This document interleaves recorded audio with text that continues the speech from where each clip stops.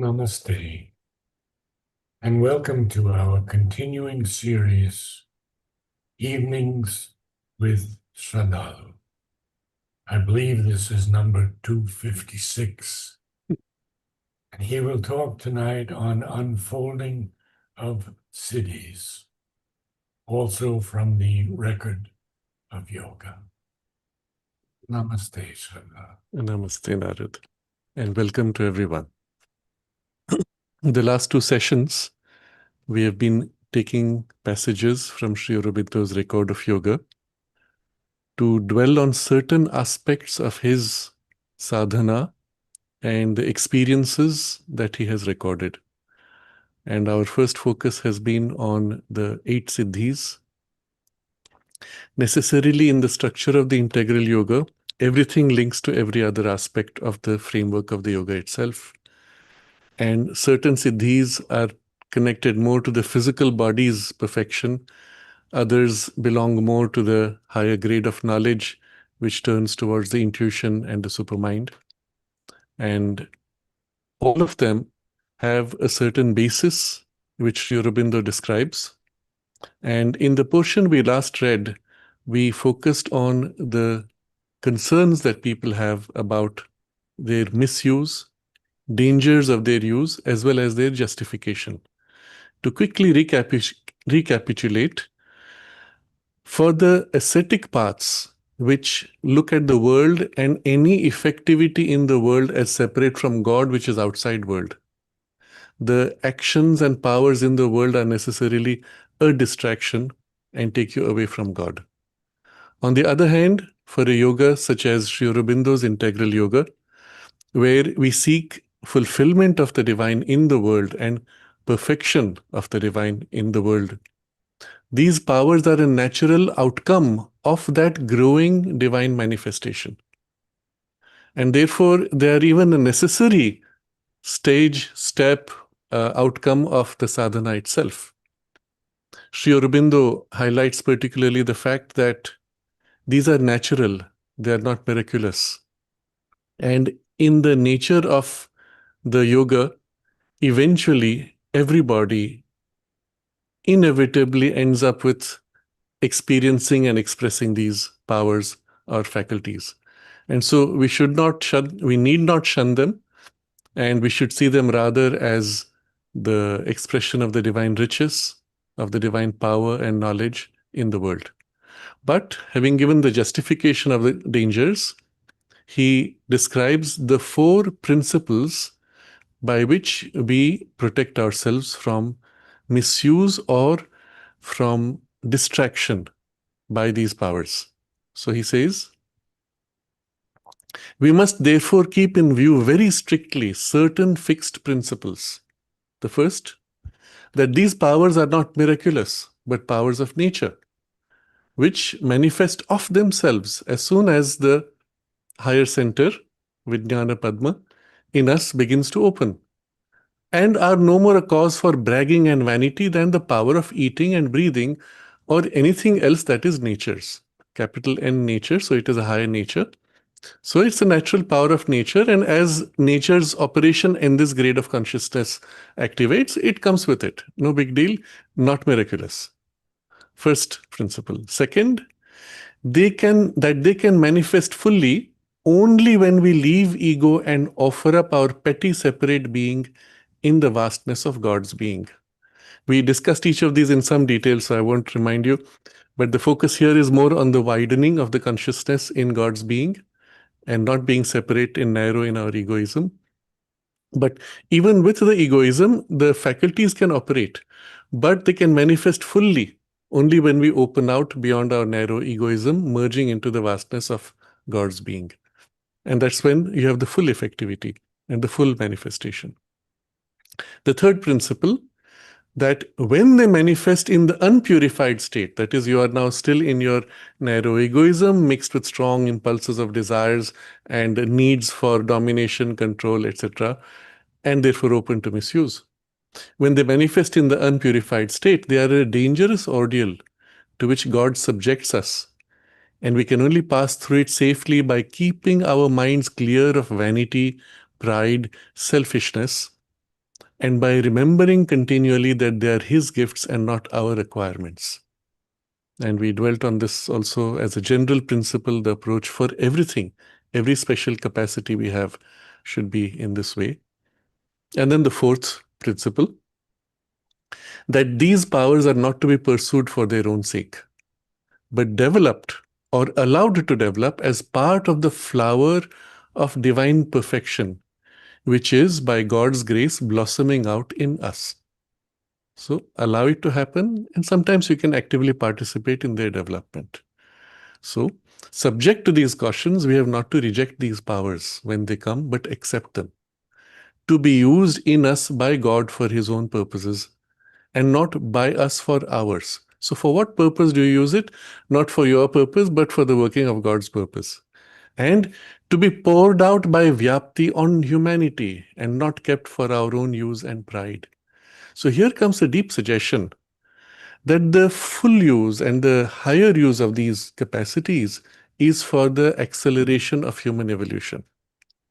And so we are going to see a few examples today of experiences or their operations in a narrow space in Sri Aurobindo's life also, and among the disciples around him that he notes. And we'll see why he notes that the disciples have these experiences. But then we will see a few years later, barely 4 years later, 1913, all of Sri Aurobindo's notes are of operations in humanity, in different parts of the world and on world events. And that's when we are seeing the principal use of these faculties for the working out of the divine consciousness in human evolution. So this we had read last time. We have also another passage which we will read today, where Sri Aurobindo describes the same 8 siddhis in greater detail and particularly in their stages of unfoldment. So I would like to read from that passage now, and then we will go to the examples that he has noted, and then we'll take up the questions which we have also received from people. So this is from a different passage, and I've put the link in the description box. Again, it's titled Ashta Siddhi, 8 Siddhis.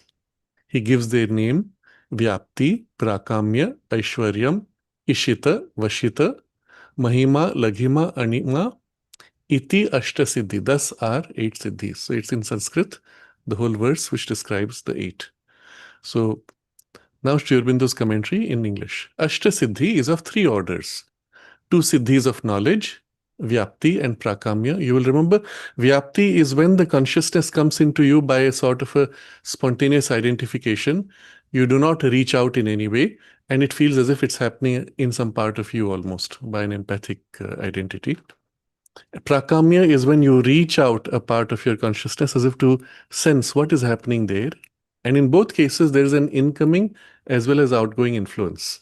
You can project an influence, or in what you receive, you can also apply an influence. So 2 siddhis of knowledge. These are primarily to do with knowledge. 3 siddhis of power.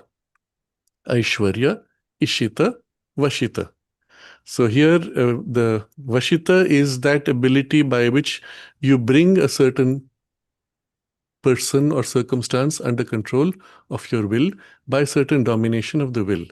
Aishwaryam is where the same thing happens by general application of will, but without a specific pressure on that situation or on that person. And Ishita is when it happens spontaneously by the fact that it's needed or required, and spontaneously the need itself triggers the shift and change in circumstances. So these are siddhis of power.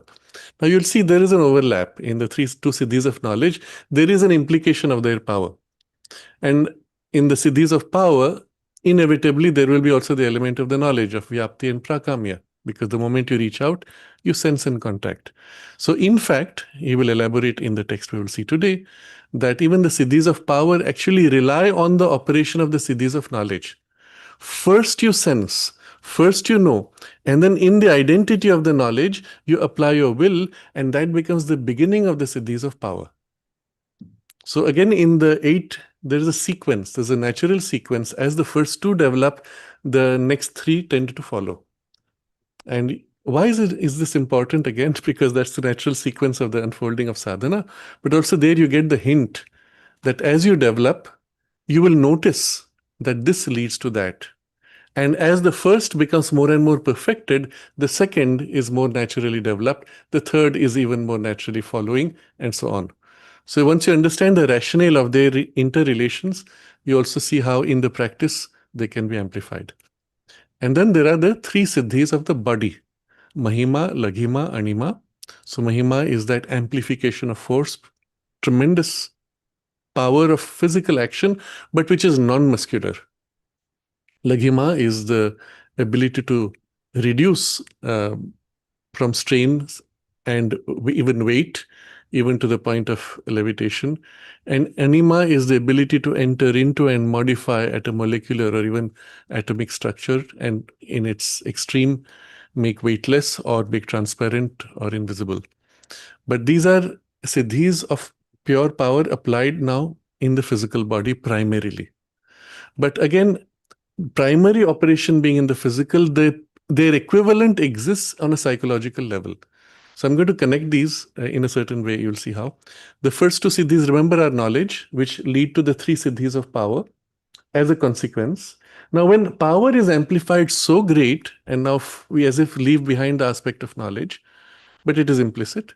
The power amplified so great as to become almost material and not merely psychological in the application of will in the domain of thought, emotions, or energies, but it becomes materialized almost in its action. That's when you have the three siddhis of the body. But you see the continuum.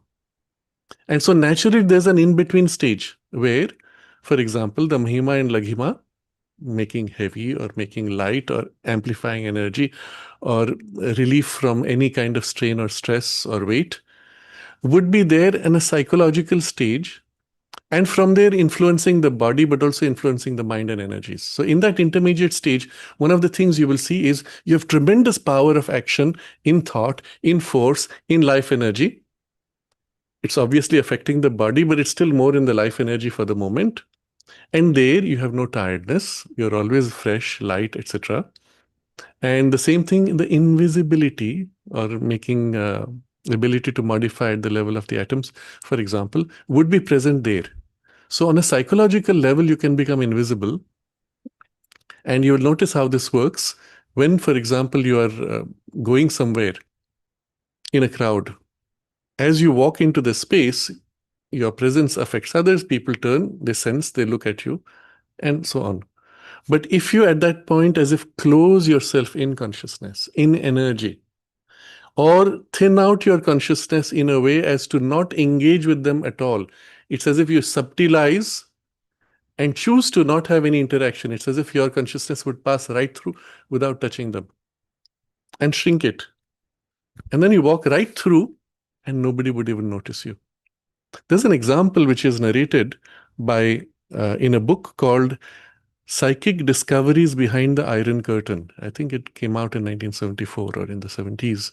And it was one of the major things which shook up much of the non-Soviet Union world, mostly in the West.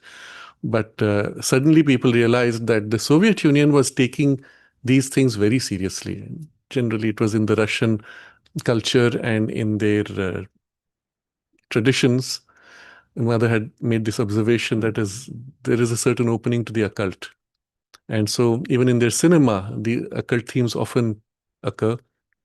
And it was natural, therefore, that you applied for the military use, and that the US naturally followed, and subsequently now China. But in that book, many of these things were first brought out by Westerners visiting Russia and meeting people who were involved in these. And there's documentation, one whole chapter dedicated to somebody named Wolf Messing.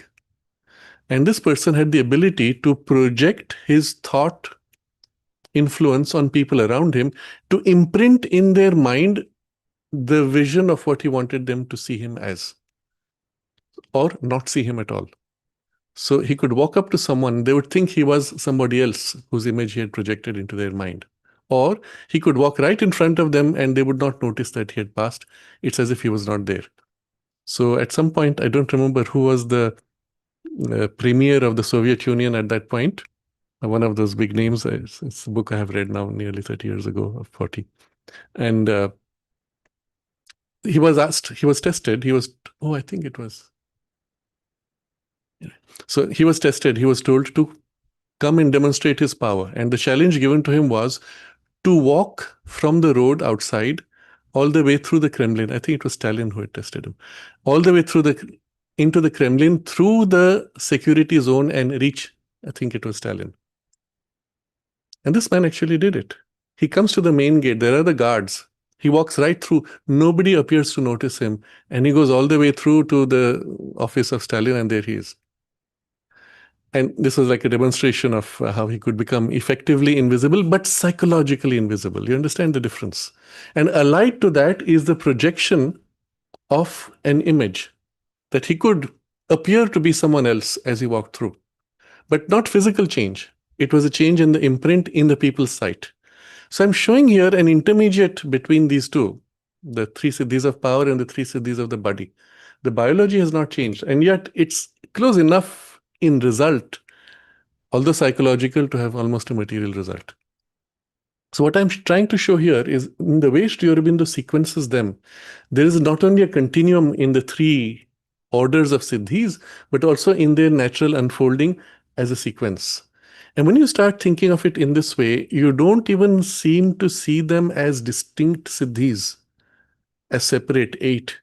You see them as a continuum of a certain power of consciousness, knowledge and power, unfolding, growing, and amplifying on multiple levels of consciousness, more and more material and physical in outcome. That's all. Once you start thinking in these terms, the whole relationship with this process is very different. Nevertheless, for the purpose of mind, we make certain categories, we make certain lines of observation. In Sri Aurobindo's own comments in the Record of Yoga, you'll often find him combining two of the siddhis when he describes their outcome and so on. Into this will come one more element, which will be the intuition. And that's something we will keep for the next topic after a week or two. So now he lists them. We have seen the list the first time we read. It was a different text. Here the description is different, more detailed and structured.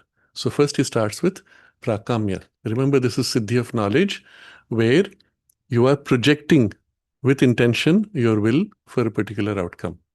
So by prakamya is meant the full prakasha of the senses and the manas, by which they surpass the ordinary limits of the body and become aware by sight, hearing, touch, or more usually and more easily by mental sensation and awareness of objects, scenes, events, etc. Now, what he describes, 4 categories of things of which you can become aware.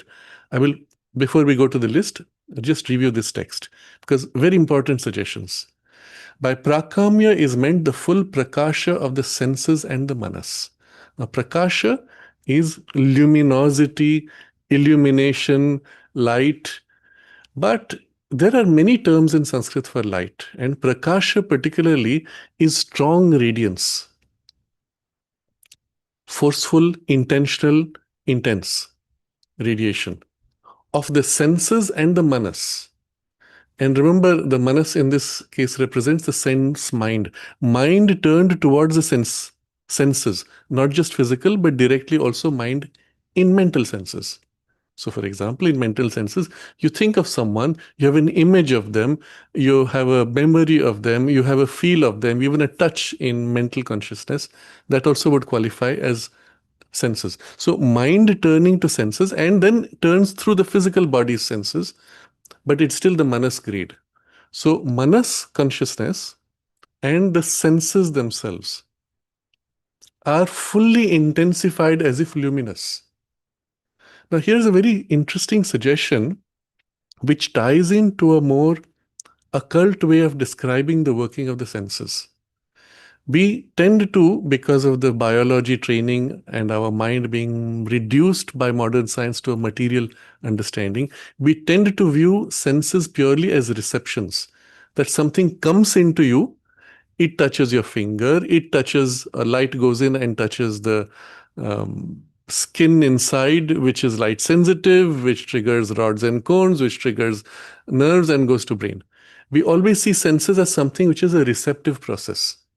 But the reality on an occult level is that senses are actually an active outgoing movement which gives you, as a consequence, the perception. So Set aside your biology training. Rather, observe what you feel psychologically and subjectively when you use your senses. What happens when you're looking far away and the vision is slightly blurred? What do? You stare harder and observe what's happening within you energetically or in consciousness. It's as if you're concentrating to project your consciousness in the direction of that thing to grasp it. Observe this. This is your key. Similarly, while listening, you hear a sound. You are busy. It's, let's say, late in the evening or middle of the night. Everything is silent. Suddenly you hear a sound. Immediately, your attention turns, sight follows, your attention turns into the hearing and you pay attention. Where was it?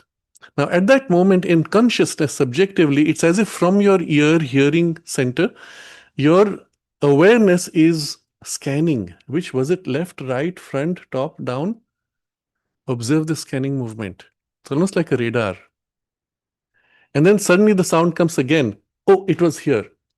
And again, your awareness through the hearing zooms into that.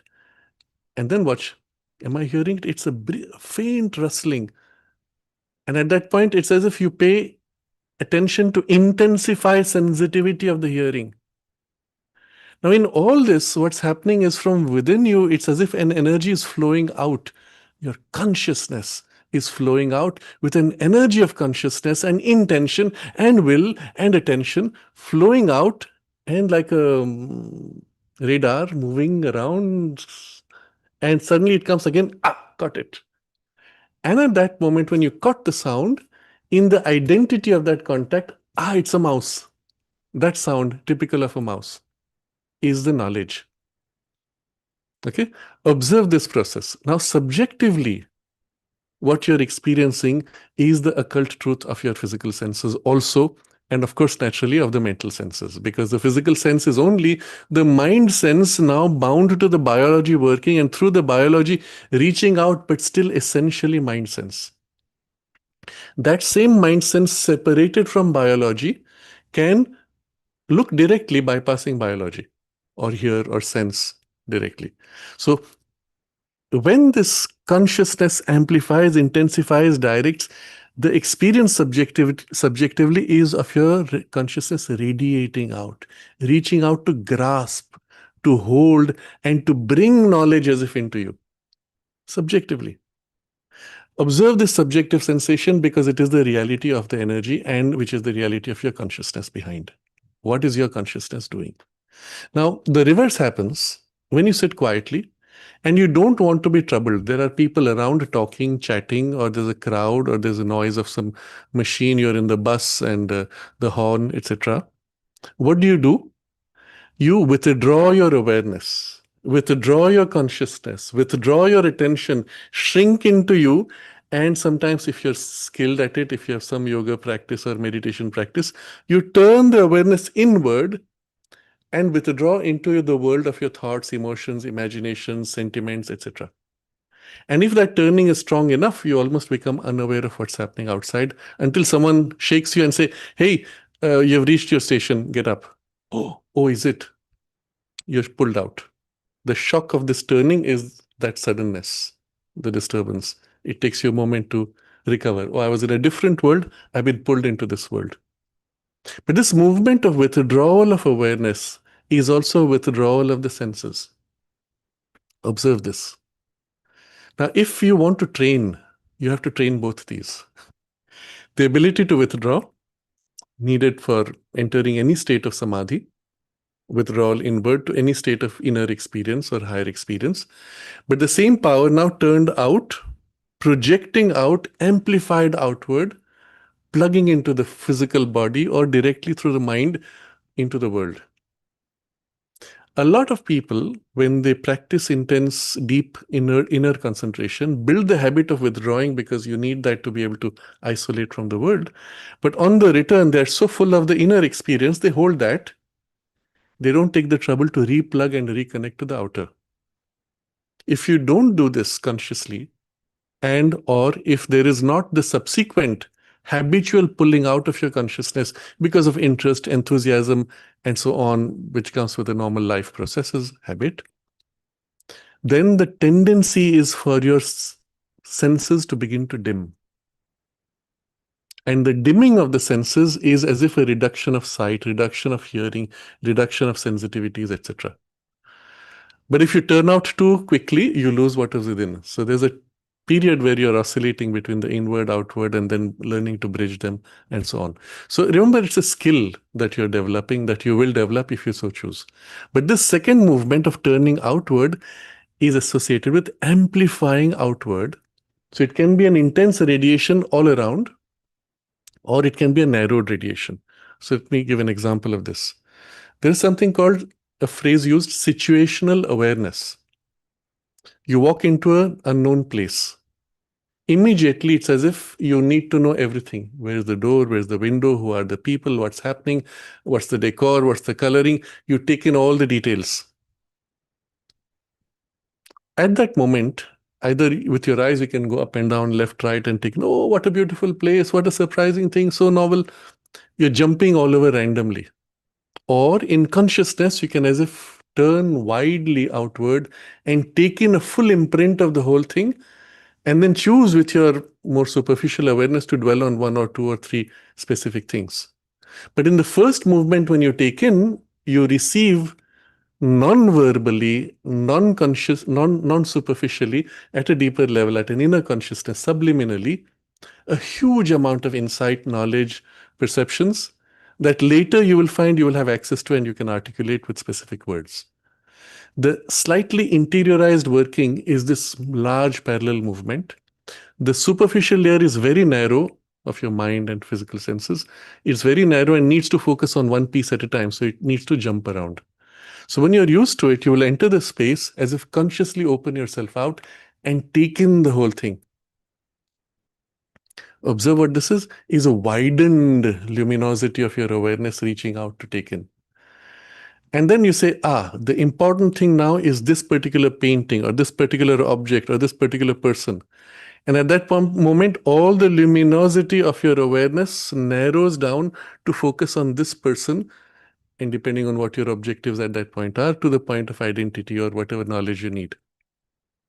So observe this movement of widening, narrowing, but intensification of the luminosity of consciousness flowing through the senses to take in, to grasp, to gain the knowledge. Okay.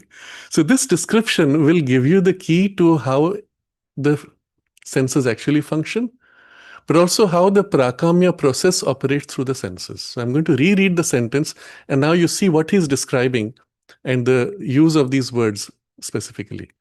By prakamya is meant the full prakasha, luminosity, of the senses and the manas, sense mind, by which they surpass the ordinary limits of the body and become aware by sight, hearing, touch, or more usually and more easily by mental sensation and awareness. You see, what he's described is so accurate, so detailed, so rich in the very process of acquisition of sense knowledge. But the knowledge he gives you is of a higher order of the yogic experience of the sense knowledge, and that's the basis of this prakamya, full amplification of this power of knowledge. So, more usually and more easily by mental sensation and mental awareness. It's as if your mental awareness is radiating out, taking in this case, let's keep the image of the room, the new place you've entered, the new space. And with that mental awareness, mental sensation. And then he says, by following that is the sight, hearing, touch, etc. So he says, become aware by sight, hearing, touch, or more usually and more easily by mental sensation and awareness. Meaning, actually, the mental sensation, which follows the mental awareness, is more usual and more easy. Think about this. You are fixated on the physical sight, physical hearing, physical touch, etc. by habit, or because you've been told that's how you see, hear, and know things. From childhood, you've been programmed to think in terms of your biology and physical senses only. But subjectively, psychologically, you have always reached out through mental awareness and mental sensation. But you never paid attention to it because you were wrongly taught as a child to focus on physical sight. So let's take another example. This time it's not a room. You have just walked through a forest patch, come to the edge of the hill, and you suddenly come out of the forest into an open space on the ledge, let's say. You step out of this large number of trees and leaves. Suddenly out there is this huge valley. What's the first thing that happens when you come to that? The sudden movement of opening out of your consciousness, as if your consciousness widens to fill the whole valley or embrace the whole expanse of the valley. Observe this experience. And immediately with that comes a great release and great freedom and deep calm and joy with that widening of consciousness. You say, wow, what a beautiful scene. It feels so good here. Let's just sit down. What do you do when you're in such a place? You sit down and become quiet. What does your consciousness do? It widens out into that expanse. You forget yourself. You forget your body. And if you're fully immersed in that wideness, you even forget the sense of time. That's when you're so happy and content and you come back rejuvenated.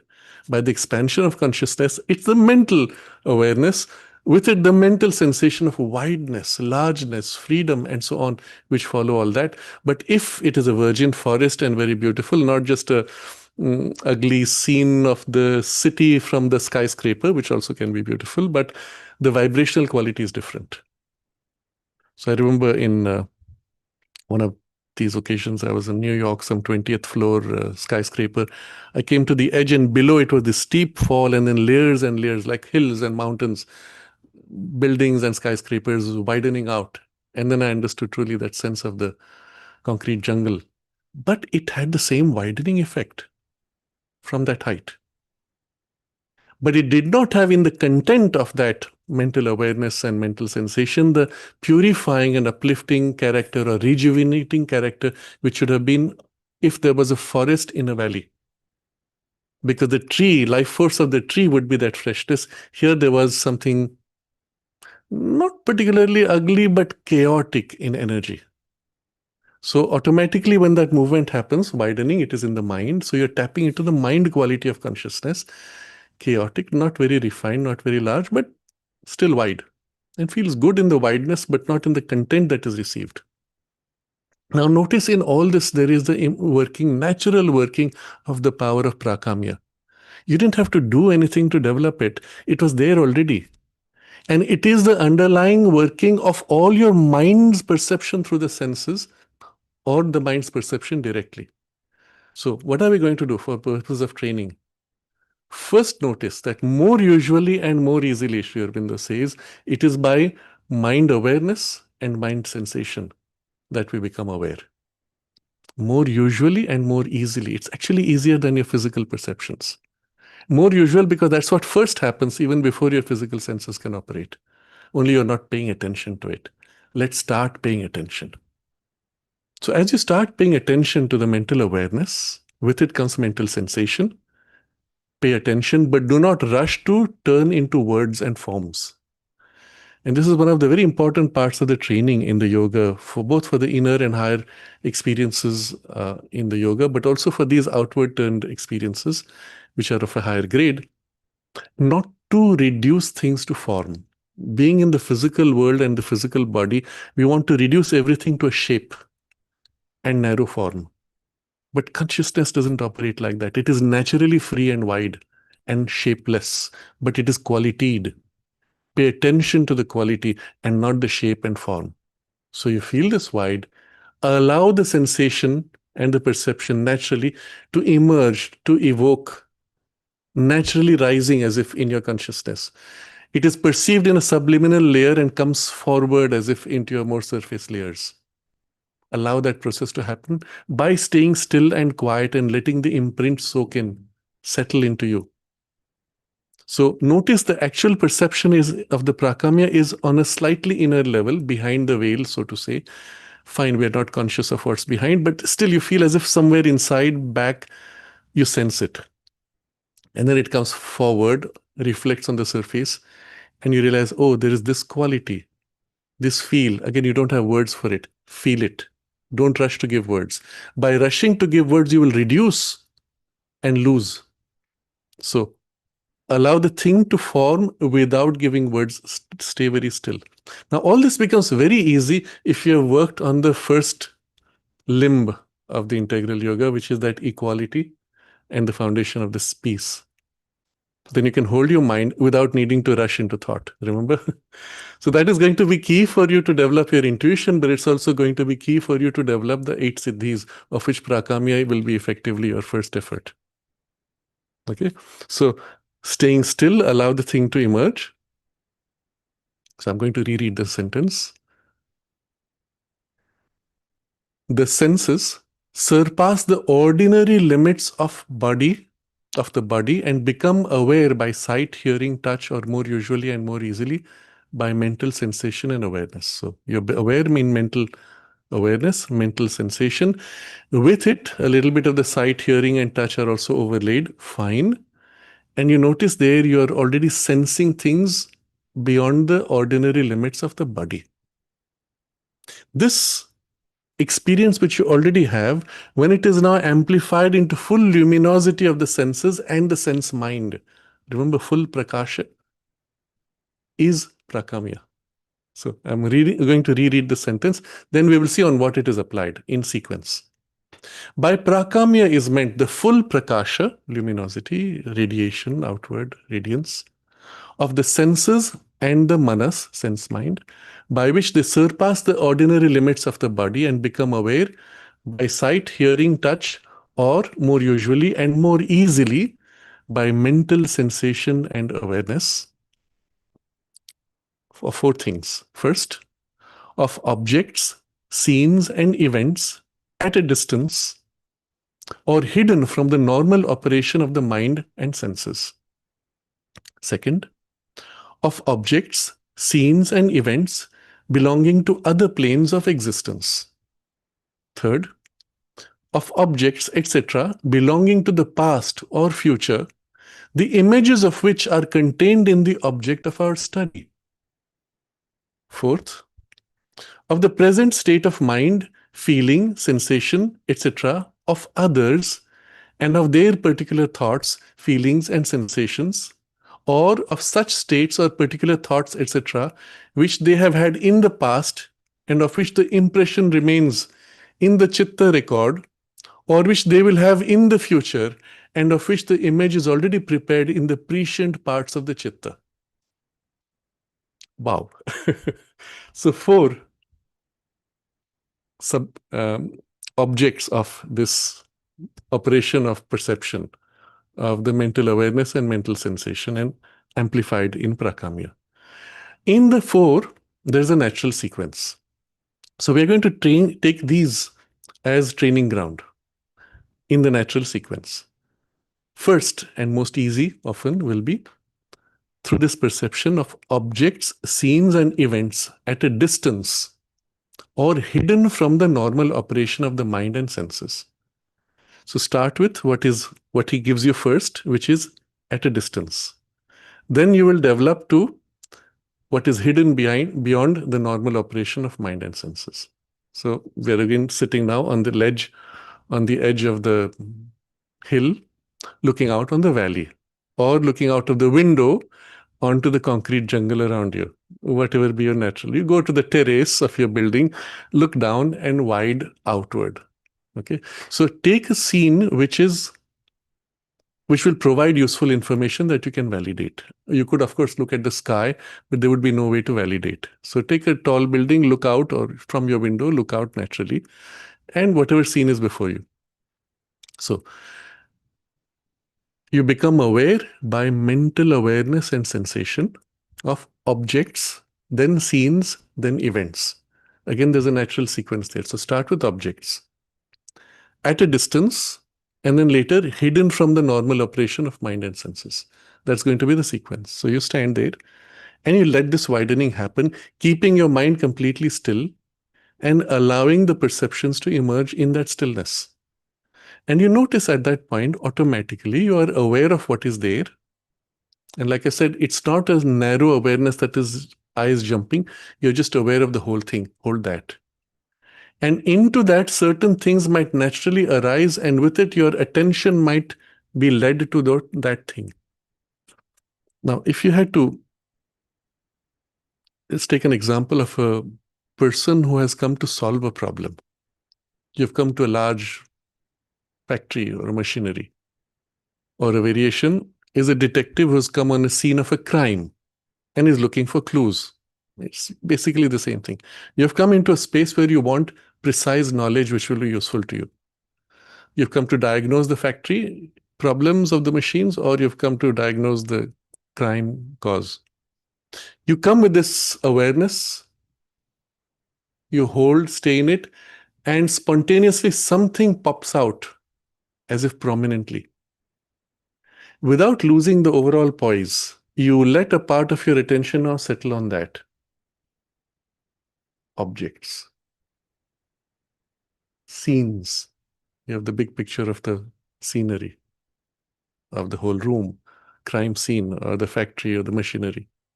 Events. Now, out from that will come a little suggestive. Oh, this glass is broken. There was an event, some brawl, some conflict, this fell, whatever it was. So these emerge naturally. You're not thinking out, you're not rationalizing. You're just allowing the knowledge to emerge. You see how it works? It's not difficult. The thing which pops up is your first clue. And then as the other details emerge, something else will come up, often in a connected link. Oh, it came from this. That chair is toppled. The brawl related to the chair. Or you're looking at the machine and pop, something comes somewhere here. This is what I need to focus upon. Notice how underlying there is also an intuition which is guiding you. So this is why in this particular Chatushtaya limb of the yoga, the 8 Siddhis are preceded by the development of the intuition. So as a topic, we will take that up later, but that is treated as a higher working of knowledge, followed by the Trikala Drishti, perception of events, followed by the 8 Siddhis. But you'll see how they all interlink at some point. So you notice that kind of working tends to happen. Just observe and allow it to happen. Get used to it. So at this point, you've seen objects or scenes or events which are at a distance. And then from there emerges something more hidden from the normal operation of the mind and senses. It can even go to a point where that box, and you reach out and open the box and there's something inside. But you sensed that something important here, not necessarily what was in it. Practice this. Let this stabilize. And then you might apply it to what is in something. So there's a bag somebody is carrying, and you become very quiet and just feel the space of the bag and allow the perception of whatever is in there to emerge. At times, an external clue may point to it. At times, the clue will be deceptive. What would it be? It's interesting. So somebody who had in some kind of a workshop, he had brought a box and placed it in the middle of the room and asked, try to feel what is inside it. And some people came up with perceptions which were distinct. Some people just wandered off into a fantasy. And the difference was this ability to stay very quiet. Wherever the mind was too active and agitated, you of course lost it. Even if the intuition came, even if the suggestion was there from the prakamya, it was lost in the chaos of the mind's working. To stay still, and those were the people who sensed it. How far would it go? When this kind of an exercise was done, Stephen Greer, in one of his programs, had brought the box. You'll see Mark Oban records in his one of his talks, perhaps. He says, not only I knew what was in it, I could say where the box had been placed before, who had worked upon it, what was the origin of the box, what were its contents before. All that was just available just like that in the glimpse. And you see there immediately the 4th category of sensations and perceptions, which was natural. But it will follow as a chain. So first let this happen. Exactly the same thing would happen if you're a doctor diagnosing a patient. So the patient comes, oh, I have a stomach ache, and you become very quiet. And then you have gone beyond the physical senses as if sensing what is in the stomach. So we're still in the first level. Objects, scenes, and events at a distance or hidden from the normal operation of mind and senses. Normal operation stops with the surface appearance. What is in the box, and the box is right next to me, it's in my hands. But the normal operation does not have physical light entering the box and coming to your eyes. But the prakasha, the luminosity of your mind sense penetrates and grasps. Or I will even say, it has already grasped at its level. Now you have to allow that grasped knowledge to reflect into your surface consciousness or emerge from the subliminal layer into the surface conscious layer.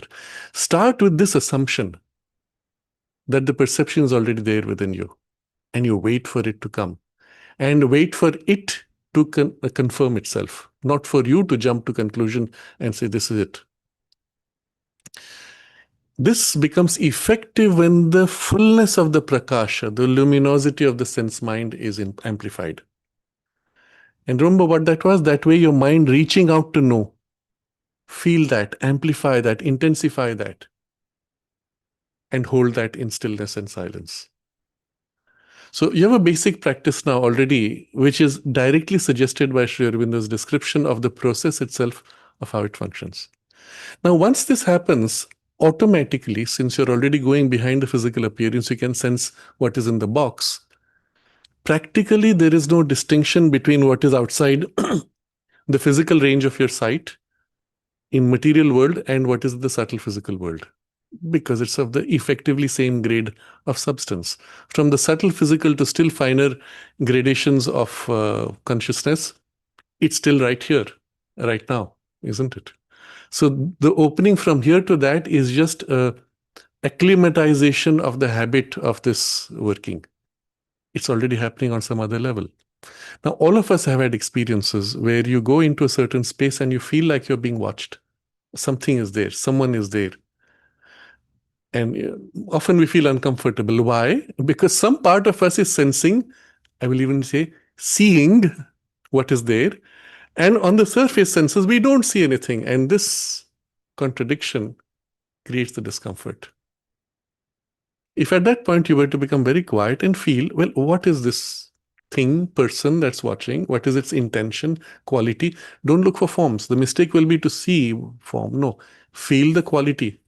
Feel the intention in the quality, and you have very specific, precise knowledge that is already held in your existing perception. And you're sensing something which is of a different grade of plane. So the second grade is objects, scenes, and events belonging to other planes of existence. Remember, on the material world, it was objects, scenes, and events. Well, on the other planes, it's objects, scenes, and events. So Sri Aurobindo is very precise in this sequencing because that is also the natural unfoldment of your skill. First it is objects, then scenes, and then the events that you will feel behind, which modified the objects and so on.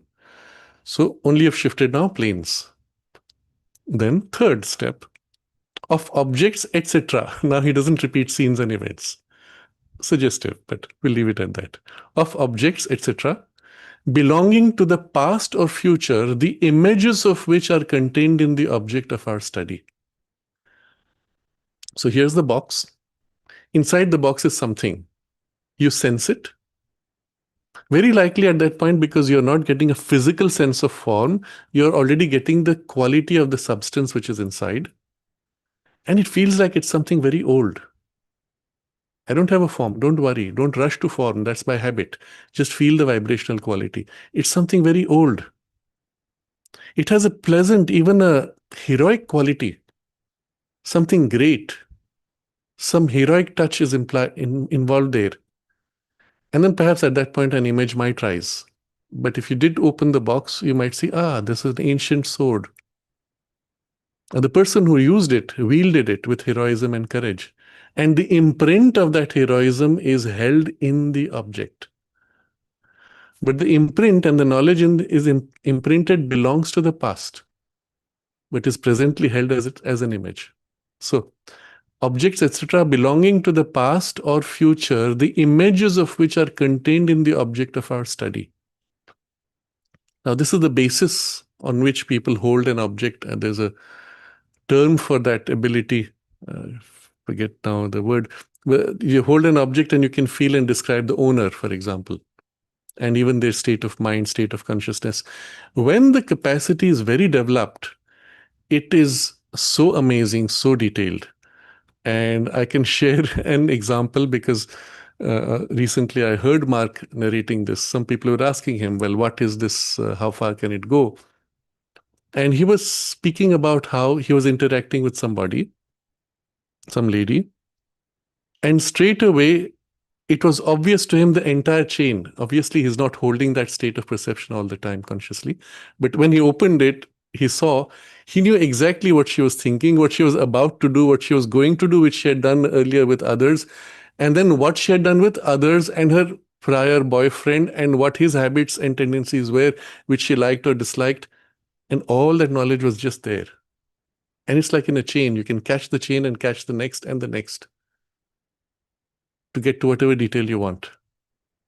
When the ability functions smoothly, that's the kind of data that you can get. It is actually quite amazing for our normal surface senses, because you've been programmed to think that you can only see the surface because of the light reflecting from the object. But the moment you shift to this deeper perception and the truth of it, the chain is obvious. The person who wielded the sword, for example, his imprint of consciousness is there.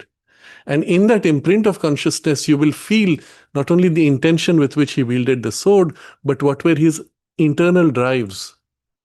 You could perhaps even feel what were his relationships with the people for whom he wielded the sword to protect them, for example, his family or his people, whatever it is. You could go into detail layer by layer as if, because they're all interconnected as a sequence. It's one thing in the whole. Again, if you think of it purely from the perspective of the self, and the self is all things, or rather all things are the self. And the self is consciousness, which is oneness. So in the oneness, everything is held, but in each thing, which is a part of the oneness, the whole oneness is present. So as you dwell on the box, the sword is a part of the box in the oneness is known. As you dwell on the sword, the consciousness of the people who wielded it in the past is known. And with it, their family and their culture and scenes of heroism of their life. And you could go on unendingly because it's all held already in the imprint of the self. Now comes a part which to us is again by habit unusual or strange. We think of the past as something which has happened, therefore the imprint of that should be present naturally. We don't think of the future as something which has happened. So to know the future seems to us again a very big deal. And from the perspective of the self, it is not. So let's come back into the consciousness of the self. In the consciousness of the self, what happens to the sword? The future potential of its use. What are the hands that would use it? Where it would go? What would happen to it? Is already held as a potential. For example, you look at a person, there are also already trend lines of the person's impulses and interconnections with events, and there are trend lines which lead to certain future impressions already. So he's saying here, of objects, etc., belonging to the past or future, the images of which are contained in the object of our study. So he's saying the images of the future are already contained. Now, how does that work? And that explanation he gives in the fourth item of his sequence. Remember, he's describing this power of praamya operating on 4 kinds of targets. So now we come to the 4th target, where he'll explain also the working of the future. Of the present states of mind, feeling, sensation, etc. of others, or of their particular thoughts, feelings, and sensations. Now, why is it that perception of mind, feeling, sensations of others he has kept as 4th? See, he started with objects, scenes, and events at a distance beyond range of sight, then other planes, and then belonging to past or the future. So far it was neutral, object related. Now it suddenly comes to people. So in principle, people are also objects. So it should have been also spontaneous. Right from the beginning, you should sense it in people. The reason though he keeps people separate and last is because that's where also our subjectivity easily overrides the clear perception. because you have prior preconceived notions, ideas, relationships, sometimes strong preconceptions and relationships, which easily cloud. So, in terms of purity of perception, when you've developed in the first three, then the fourth will be easy, inevitable. But although it starts in the fourth also, it's often initially mixed. But as a category, it stands aside from the others as a particularization of what was generally described. So you notice here again in the sequence, present states of mind, feeling, sensation, etc. of others. And then, or of their particular thoughts, feelings, and sensations. He's always going from mind, emotion, and physical sensation. First, it is states, and then second, particular thoughts, particular feelings, particular emotions. So again, you get a sense of the natural direction in which the thing would unfold. You think of a person you know well, or spontaneously, as you're sitting for no reason, somebody's memory pops up. Especially when that happens, that's a good occasion. Because at that point, there's a link at the level of mind, no emotional connection. In their mind, perhaps they thought of you, or in your mind, something popped up in response to a situation relating to them. Very often, what happens is you remember the person, and a few seconds later, the phone rings. If you don't realize that the thought came from them because they were calling you, you might say, "Oh, I was just thinking of you and you called. How interesting." No, actually, they were thinking of you. You picked up the thought and then the call came. So if you're conscious, you'll know, yeah, I caught your thought before you called me. Because you're registering in the thought, you will feel the thought grade of consciousness of theirs first and most easily. Because thought meets thought more easily. Thought has trouble reaching emotions. Thought has trouble reaching senses. The thought perception needs to materialize, needs to concretize to the grade of emotion or physical senses in order to be able to perceive. So something like that happens, let's put it this way. You're daydreaming and you remember being at a particular place or with a person. And at that point, your daydream is so complete, it's as if a part of your mind is actually projected there. And this happens all the time, no big deal. It's not an out-of-body experience, it's a projection of mental consciousness. So you're there. I remember, oh, it's so nice in that valley, sitting there, looking at that. I've come back from my holiday, so I'm remembering it. And as if at that moment, a part of my consciousness is there. Being there, if I try to feel, what is the weather? Is it raining now? Is it sunny? That's more difficult because that's at the level of physical sensations. Since you're in mind grade, it's easier to feel what is the quality of the mental space there. So start with that. So your friend, he's busy in his work and I'm concerned for him. What is his state of mind? And you feel that. Don't focus on thought, state first. Out of state will come particularly thought, but feel the state. Oh, right now it feels like he's worried, he's tense. There's some chaotic working, or he's relaxed, he's content, whatever it is. From mind, you will find the shift to the feelings would be easier. Again, first as a state, and from there, sensation as a state. To the extent the mind, his mind projects through feeling and senses, through his mind, you sense, feeling, senses. And from there, or of their particular thoughts, feelings, sensations. Okay, so we have a sequence, but you see also the process naturally flows. And then, or of such states or particular thoughts, etc., which they have had in the past, and of which the impression remains in the chitta record. So the person is worried. Why is he worried? And you'll notice, it's coming from financial distress, for example. You feel it. You don't know specifics. From there, one could go into specific of thought. But generally, for most of us, that kind of specialized perception is difficult. It needs a special skill or training. Those who have a gift, they get it very quickly. People like most of us don't have the gift. We sense about that much, and that's all. You don't need to push it. If you want to, you can. It doesn't matter. So of such states or particular thoughts which they have held in the past. So from here, why is he worried? Oh, it has to do with finance. And you get something from the past, which remains in the chitta record. Because it was an imprint, it's already there. Now, chitta, so far he has spoken of manas, which is the sense mind. Chitta is the substance of mind into which all these sensations and senses register. The substance itself retains spontaneously, automatically, the imprint of everything that happens. Now, there's a particular grade of mental consciousness at a cosmic level in which all that happens is spontaneously registered. And maybe I've spoken about this long ago in the Indian tradition and the yoga tradition, and often it is blended with mythological symbolic stories. We have the story of which is told to children that, up there in heavens, there is this fellow who is writing down everything that you're thinking and doing. Watch out, it's all being watched.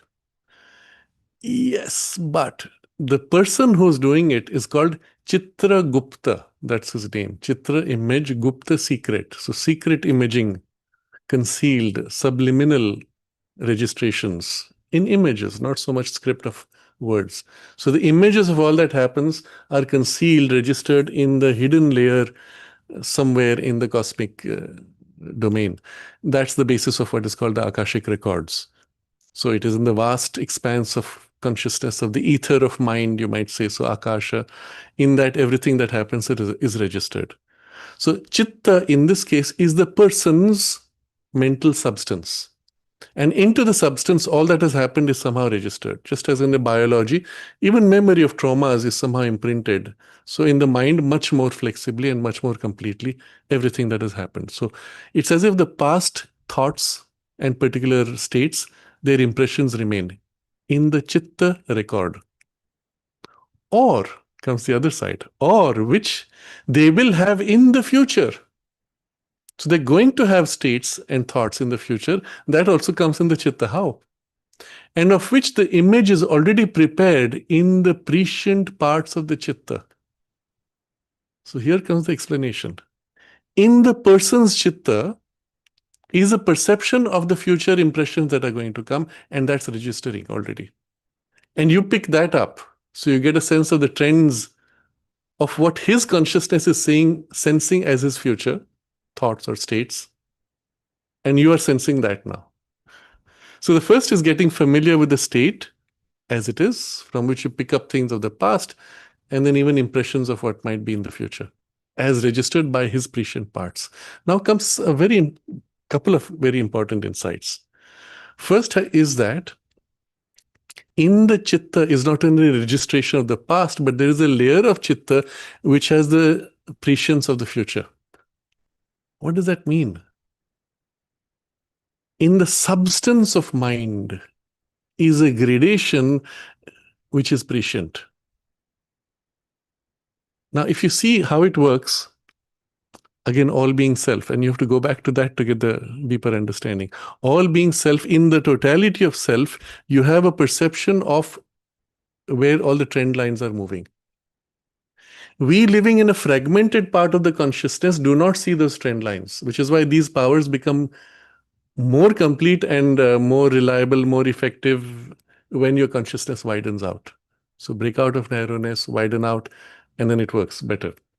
So in that wider consciousness of the self, or as you approach self, is already this perception, which is then registered in this grade of the chitta mind substance, which is aligned to that part of the self which is viewing the unfolding possibilities. And it reflects there. Now, if it is there in that person whose state you're observing, it is there in you also. It's there everywhere. It's not only there in you, it is there in an object, in the prescient part of the chitta of that object even. But in the conscious mental being, the chitta substance is well more organized. But it's still there, it's present as universal substance everywhere in the universal chitta, you could say. In you is in the chitta is a prescient part. So you can also, becoming very quiet, sense the trend lines of what are likely to occur. Again, the basic capacity there would be becoming very still and then turning your attention as if to look to the future. Exactly what you do to look out at the valley, to listen carefully to that far off sound. Well, you turn to future. The movement of consciousness is exactly the same. You see how this movement, once developed on objects in front of you or at a distance, you can turn it to anything. And in this case, you're simply turning it to the future.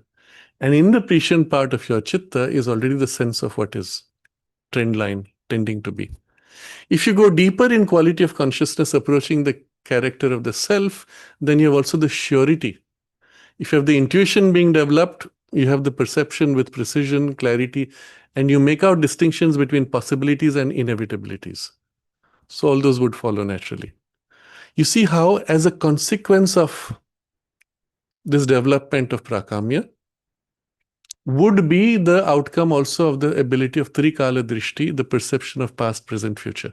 So it will be something we're going to discuss subsequently. But you see how they're connected. So I reread the fourth thing. Of the present states of mind, feelings, sensations of others, or of their particular thoughts, feelings, and sensations, or of such states or particular thoughts, etc., which they have had in the past, and of which the impression remains in the chitta record, or of which they will have in the future, and of which the image is already prepared in the prescient parts of the chitta. She's not saying the image is fully there, it's prepared. See how that happens. In waters which reflect the sky, it's something like that. The image is prepared, and as the event happens, the full imprint will come with it. But the image of what is to come is already held. Interesting. So observe this, and in the very description, you have the key also of how naturally the faculty can be developed and unfolded. Now you understand, in all the way we have described so far, we are following the natural method of the integral yoga. Consciousness moving from experience to experience to experience to experience in stages, spontaneously, effortlessly, or driven at best by effort of concentration, will, and a deeper faith innate that yes, this is so. And this is the direction in which you want to unfold. Nowhere is there repeat mantras, do this ritual, appease such and such a deity, all of which are the technical means and what Sri Aurobindo referred to as the tantric means, indirect and sometimes even dangerous. That's not yoga method. That is artificial, procedural, technological methods. This is a natural, spontaneous consciousness growth, which is inevitable as your consciousness widens, but also the faculties can be naturally developed and refined and perfected as part of that movement. The two things are fundamentally different. Do not confuse. In the common mind, seeing a power or an ability miraculous, they'll say, spiritual. No, it's not the case. Those are technical means, these are spiritual developments. Even it's not even spiritual, it's natural development. Development of your own higher or deeper ranges of your nature, not yet of spirit. But when spirit comes in, then it becomes perfected, complete, unified, etc. Okay, so this was as far as we read from prakamya. Next, he will describe vyapti. So I'm going to briefly go to the chat box and see if there's something from here. Questions?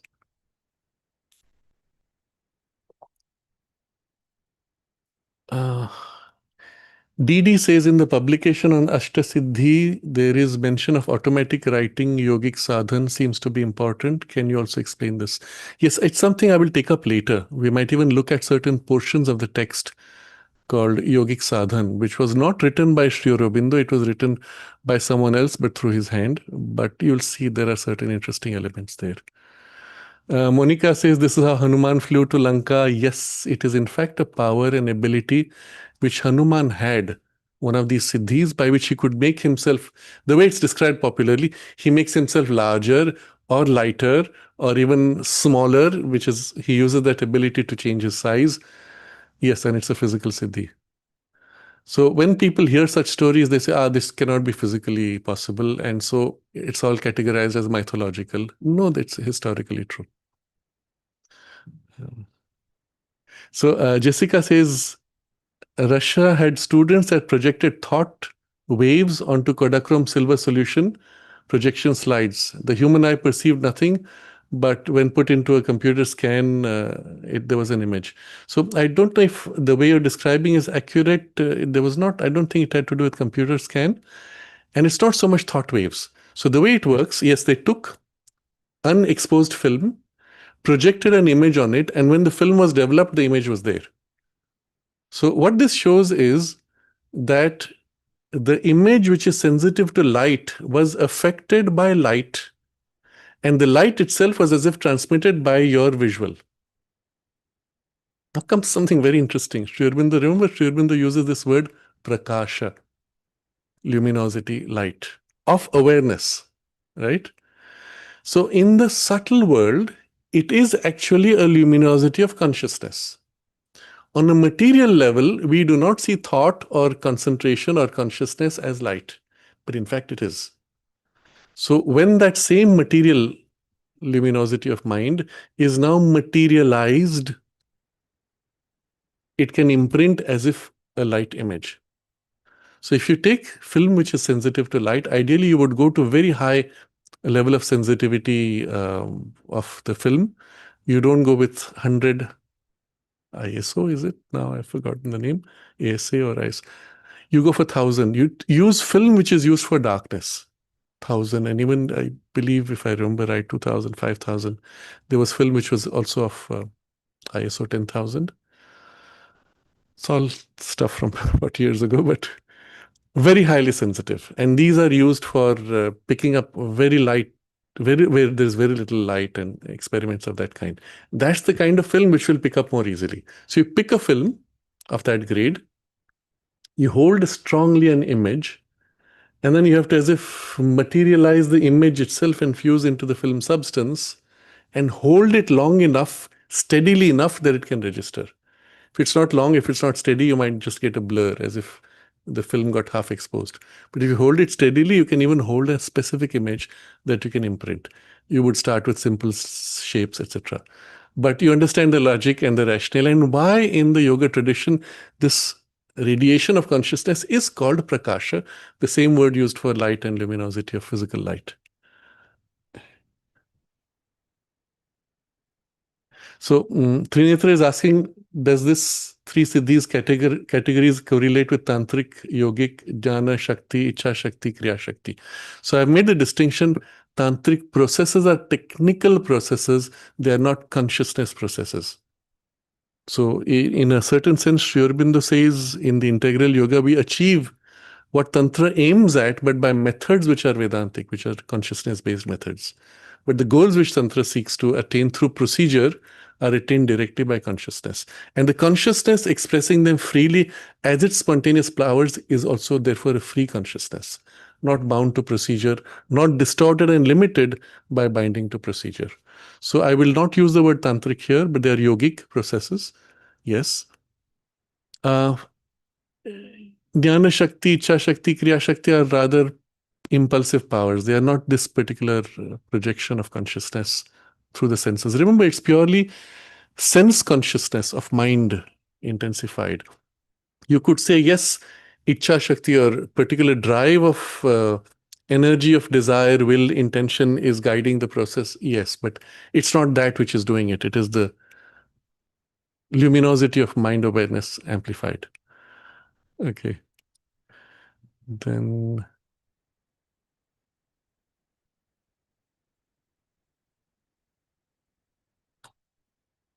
there are some things about Rama, etc. I don't think we need to go in that. So Jessica says, some objects act like they have consciousness. I worked in a photography laboratory. I've developed film and seen silver solution crystal prisms chemically organize themselves into images. Magical. Yes, I would believe so. And you can leave an imprint which is strong enough that physical processes would shape themselves to fit into the imprint. I'll give two examples. And this, what she describes it, is at a chemical level. You can put a chemical seed in a supersaturated solution and it starts forming a crystal large crystal. You could put an intention right from the beginning, and if it's sufficiently materialized, the crystal would tend to grow in the form of the intention placed. But the same applies to your biology tissue. You place a strong intention in a tissue, and the tissue over time, if the intention is sustained, would grow to fit the form of the intention. And you could therefore erase injury marks, or even make a healing which is without any scar mark, and so on. There are many things one could do. One could even change certain shapes, forms. Sri Aurobindo describes how he changed the shape of his body as a result of a sustained will on the shape of the bone structure itself. That took time, because the bone takes time to reshape. I think these are things we might see as we proceed with some of the text of the record of yoga.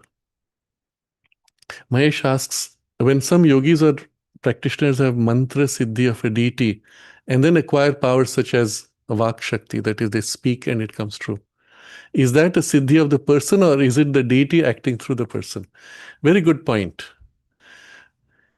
In most cases, when there is a boon granted by a deity, it is something of the deity's power now entering and working through you, which has its limitations. Depending on the grade of the deity might attach itself to you and then work through you. And if that is the case, it would slowly tend to warp your intentions and priorities to fit into its groove. Now, I'm going to take a few examples of a low grade so that you understand the danger. Especially the lower kinds of deities who have a strong hypnotic ability or ability to sense people's thoughts or emotions or play with them. These are the types that you appease with very low grade gifts in return. That is, you give them material substance which give them a better hold of the physical world. That's where they have these blood rituals and things like that.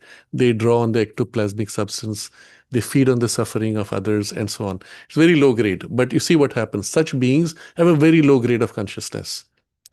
In the alliance which is made with you, a part of their consciousness now hooks into you, and through you now does whatever it is. So this person, I'll give an example, good examples which you might know of from our discussions in current affairs. There are many of these satanic groups, many of them are into in the music industry. And they become very famous. They earn a lot of fame in a very short time, unusually, although the content of their stuff is of very coarse type. But in such cases, it is the deity attaching itself and then giving the charismatic power. So when they have particularly the live performances, they will make gestures which are crude and coarse and often sexual.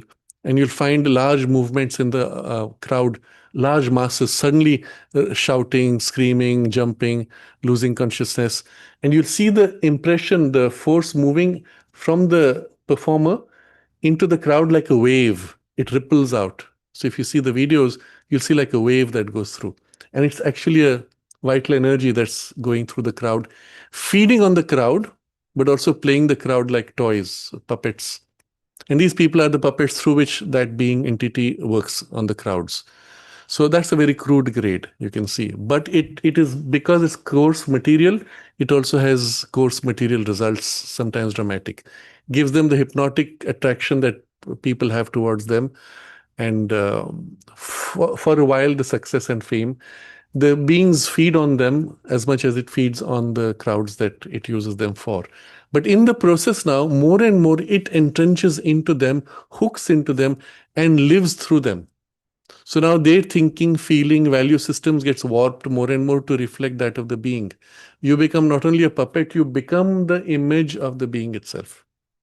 More and more coarse and crude, because it is coarse and crude. It's a kind of a partial and then gradually greater and greater possession. How much depends on the being. Not all of them want full possession, because for them it binds them too much into the material. So that's very low grade. But the principle itself, you can see, can operate on a higher grade. Let's say a higher vital being who comes. They have demands of purity and so on. So you have to live up to that standard. If you don't, then they say, okay, we disconnect. But the same thing could happen. But still, it shapes you into their agenda, their priority, which may be benevolent, or you may have the illusion it is benevolent when it may not be. It is on such basis that you have often these large miraculous healers. they seem to do a lot of good to the people whom they serve, and often these are higher vital beings which work through them.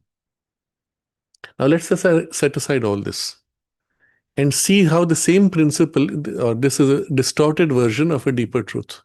And the deeper truth is we are all expressions of the divine, uniquely, distinctly special. And so our fulfillment is when we recover our oneness with the divine and that particular aspect of the divine which presides over our journey. So rather than opening to intermediate vital or other beings, even if they are deities of the vital worlds, they are deities meaning finally they are beings of the vital worlds, we open to the divine consciousness and let our own higher self fill and shape and mold us more and more and lift us to our divine potential. Same principle. Except instead of becoming a puppet to lower inferior beings, you become fulfillment of your own highest potential, which is trying to incarnate here. So you can see how aligning with those things fundamentally takes you off from this movement. And that's why spiritually they're considered to be so harmful. While they may exalt you in a particular direction of power and influence, they take you completely off your natural development of your self's unfolding and potential. So that's why shun those types of things, or even any influence which is not that of the divine mother directly and exclusively. No compromise there. So yes, mantra siddhi of these kinds through such intermediate beings are harmful for this reason. Even though superficially you might say, so what? I just did the mantra, the deity granted, now I have the power. Not so simple. There is actually that active influence working through you.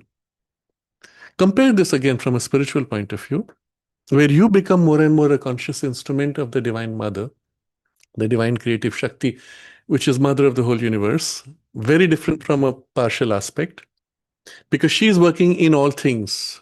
And in you now, because you're open, she works more powerfully, more effectively. You may do something without knowing. You just feel it felt the right thing to do. You did it. And it would have a chain of consequences that you may not consciously know even, but it would help somebody. There is this incident, I don't remember the details of it, but it is narrated in the life of Paramahansa Yogananda. And he went to a particular shop and insisted on buying something for a particular price. And the money was exactly what was needed by that person that he had prayed for. Spontaneously, an action, in this case, he was conscious that it had to be done. The action was done and there were consequences. You don't need to get into the details. It will be aware to you if when you're open to that higher consciousness, or it's being done for that reason, but that's it. But she is doing and working through you now to act to help others and into the world. In you directly and also through you into the world. But it's her working, and you're conscious that it's her working. So there's a big difference from this versus that kind of engagement, acquisition of powers with the deities, etc., which are all inferior, partial, and in some way warp you to an inferior and specialized, narrower, and often lower grade and therefore dangerous and harmful directions. Here, the action of the Shakti of the Divine Mother is widening, opening, freeing you to your full spiritual potential.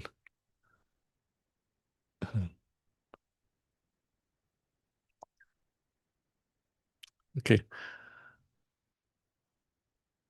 Yes, so I think we have covered all the questions. We go now to the next. So this much we read, which was just on prakamya. You see, Sri Aurobindo is so precise and so detailed. And if we go in depth, there's so much knowledge which he reveals. And even the process is given. So we come to vyapti, which is the other side of the same siddhi of knowledge. Vyapti, remember, in which there is not this specialized focus. And there's a reason why he puts in this sequence, which we'll understand as we read this. Vyapti, now he describes, to each form of prakamya, there is a corresponding form of vyapti. Now remember the four kinds of prakamya which he described. Straight away, the four kinds of vyapti.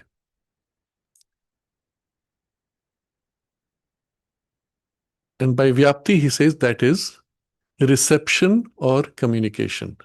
Remember, in prakamya, there was a concentrated intention. Vyapti, there was spontaneous reception, spontaneous projection of communication. By empathy, by kind of a deeper sense of identity, as if what is happening there is within you. That's the difference. By prakamya, for instance, we can have the perception of another's feelings. By vyapti, these feelings are felt striking on our own consciousness, or ours are thrown into another. So by prakamya, which we have been reading so far, your consciousness projected and felt what was in them.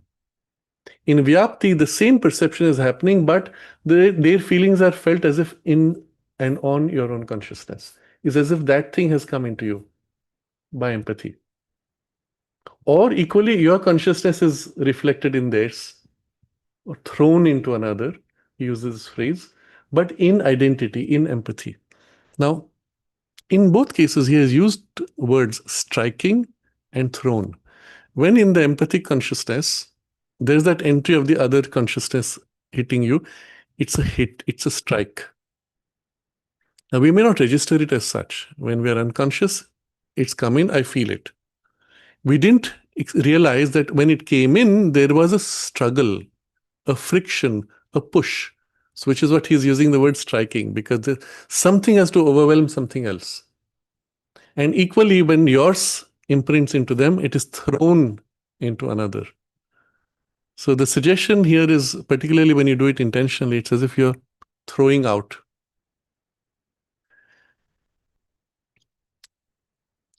Prakamya, which is what we had read earlier, prakamya is the sight of one looking from a distance and seeing an object.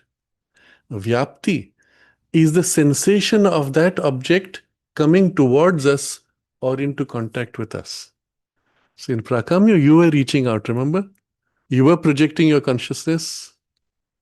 In this case, their consciousness is coming into you. It is possible by vyapti, this movement of their consciousness coming to you, to communicate anything we have in our systems, thought, feeling, power, etc., to another. And if he is able to seize and hold it, he can make it his own and use it. So, because this is happening in a grade of consciousness or in a process of consciousness which is largely empathic, a kind of an identity, a connection. So you can communicate your thoughts, feelings, or power to another. When he experiences it, it is as if he experiences it as his own, because there's an identity in consciousness. And if he's able to seize and hold it, he can make it his own and use it. Now you realize what this means. Massive implications which he's now going to elaborate. So I'll first read everything and then come back to the text to go minutely. This can be done either by a sort of physical throwing out of the thing in us into the other, or by a will upon the swabhava compelling it to effect the transfer. The teacher and the guru habitually use this power of vyapti, which is far more effective than speech or writing. But all men use or suffer it unconsciously. For every thought, feeling, sensation, or other movement of consciousness in us creates a wave or current which carries it out into the world consciousness around, and there it enters into any adhara, vehicle, receiver, container. There it enters into any adhara which is able and allowed to receive it. Half at least of our habitual thoughts and feelings are such unconscious borrowings.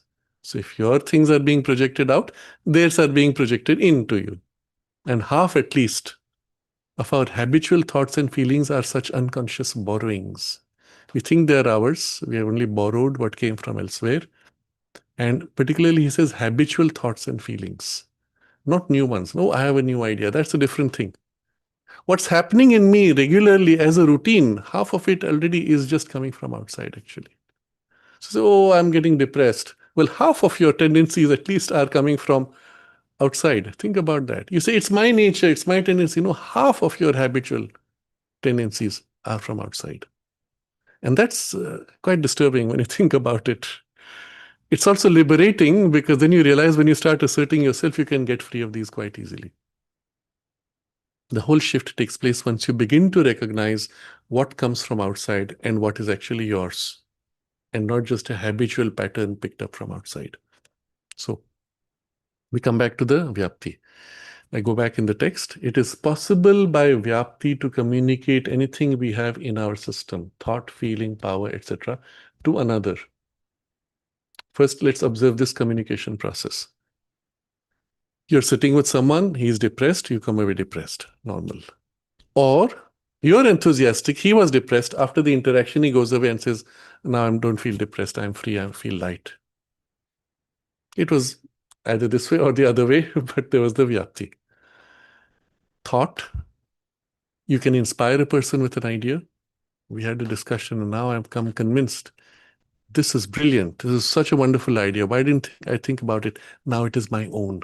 It's as if I developed a thought, but we picked it up by that contact. Feeling, and depression would be a good example of becoming bright, free, clear, happy, would be a good example. Power. So you can transmit a power. So I look at two examples of power. One is a very general type. You're full of this inspired energy. You interact with your team. They go away full of the inspired energy. And it sustains them. When they tire, I am now depleted. I don't feel any more inspired. I come back to the leader who may again give the inspired energy, and you continue. Now, this is actually a transmission of a grade of life energy, but it can also be of a grade which is more essential of even a spiritual power. But effectively, it is an intensity of power which is transmitted, which lifts the person in power. Now, the examples of this inevitably in history, particularly in the military domain and in times of war and leadership in war. One of the good examples we could take is, unfortunately, of Hitler, where he was an extraordinary leader for his military team. They would come up with all the conventional ideas which he would break through and make some radical changes, which they all thought was crazy at first. But his success gave them the faith that whatever he said, well, seemed to work. So when the war began to turn around, from the point where it began to turn and they began to lose, they would go to him with news of defeat after defeat after defeat. And it is recorded historically, they would go in these broken people almost with the bad news. They would meet him and come out and fully invigorated, full of enthusiasm and power, and give orders and get things moving again. So, of course, Hitler himself was only a medium for the source of power, which in this case happened to be Asuric. But potentially the principle could apply anywhere in any kind of power. So the transmission of power I've described here in a general way. But you can transmit a specific power, a specific ability. So a skill of a musician, when they move their voice in a particular way, the skill itself is something built up as a capacity. You listen to them, you try as hard as you can, you somehow don't get it. But then the person says, all right, let me show you. They make you sing with them. And as you sing, they as if shape your movement of consciousness at that moment to give you that skill. And that's imprinted in you. And suddenly you say, I got it. I'm able to do it.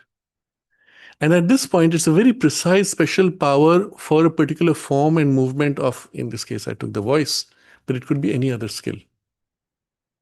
It is the basis of the idea in our traditions where they would say that when a child is first of a certain age and going to be taught to write, the first words that the child writes are, so to say, written by some elder with his hand. So they will take the child generally to somebody with a spiritual background, or it is in this case, in the family, the elder of the family, grandfather or father, but who will hold the child's hand and with the chalk and write the first words, generally a kind of a prayer or the name of God, certain aspect of God. We'll say Sri Krishna or Om Ganeshaya Nama or something. I bow down to Ganesh. aspect of knowledge. So the idea of that is, in that process of holding, you're transmitting, infusing, embedding a certain quality, power of consciousness, and even the power of writing. Now, this can be very precise, and sometimes it can be quite extraordinary. There's the example of my teacher's teacher, Kapali Shastriyar, who said that my pen I will give to Madhav, to my teacher, MP Pandit. My pen I will give to him. That's not a physical pen. It was the power of writing, of the written word, and transmitted, embedded, and the person has the ability. Similar thing happened with Huta. When mother wanted Huta to write of her experiences, because mother had shaped her, even her skill of painting, mother had embedded in her the skill of in the fingers.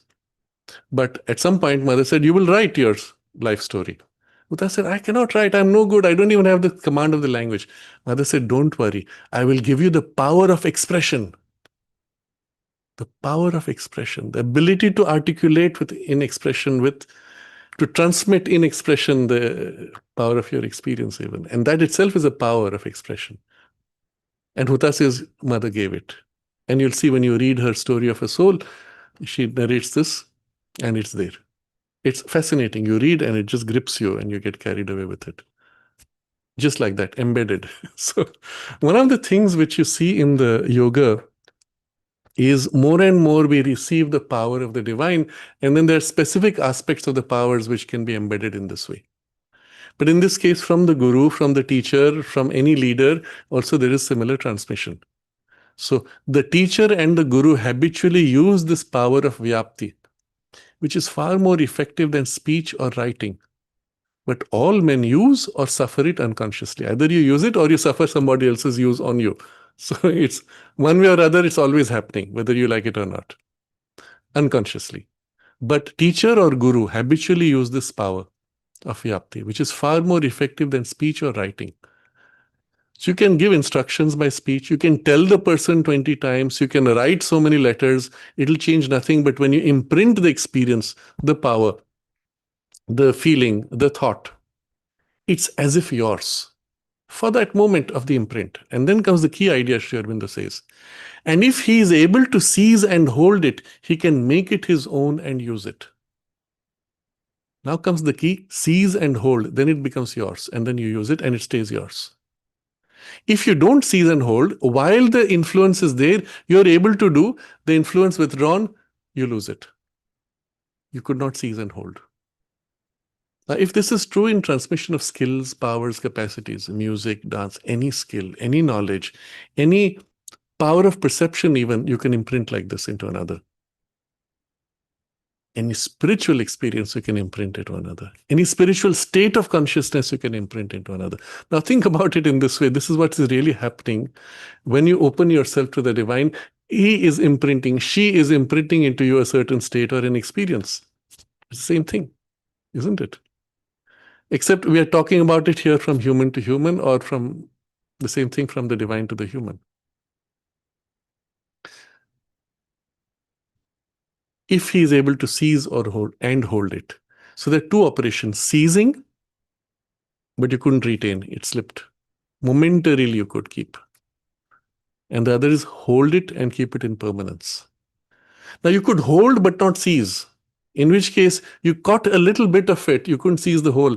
So you caught a little bit of it and that remained. So I went through this training and I feel like I was getting it, and then we stopped the training, I couldn't complete it. You see how it goes. If it happened rapidly, oh, I got it, it's complete.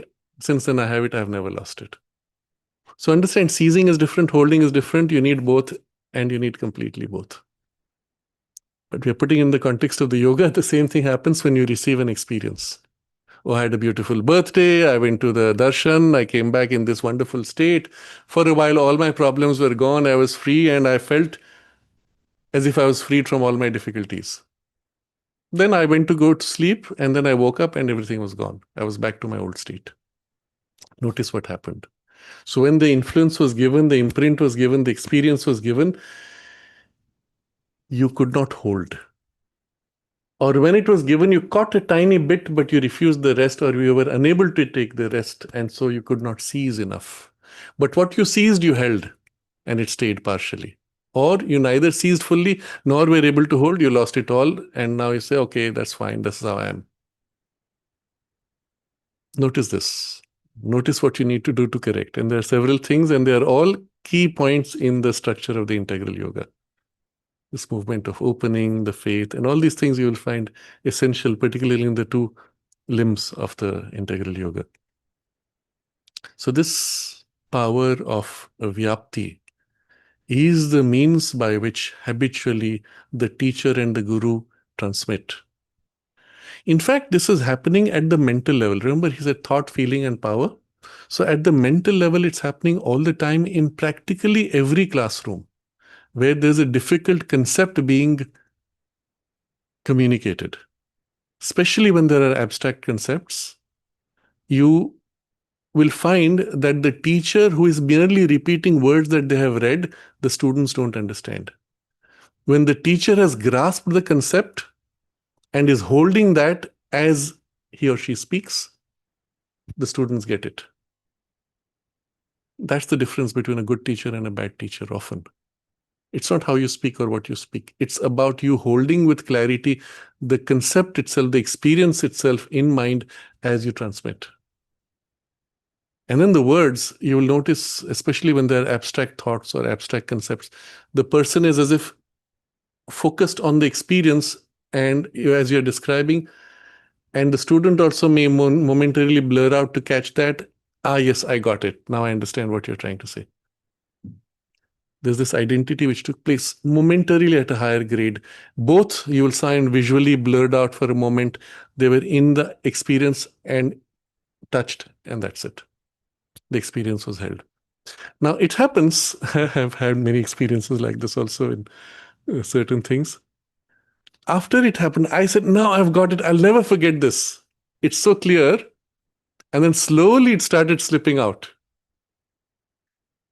It needed for me to formulate in my own words to be able to fix it into the domain of the idea and thought forms. It was still held at a level which was above.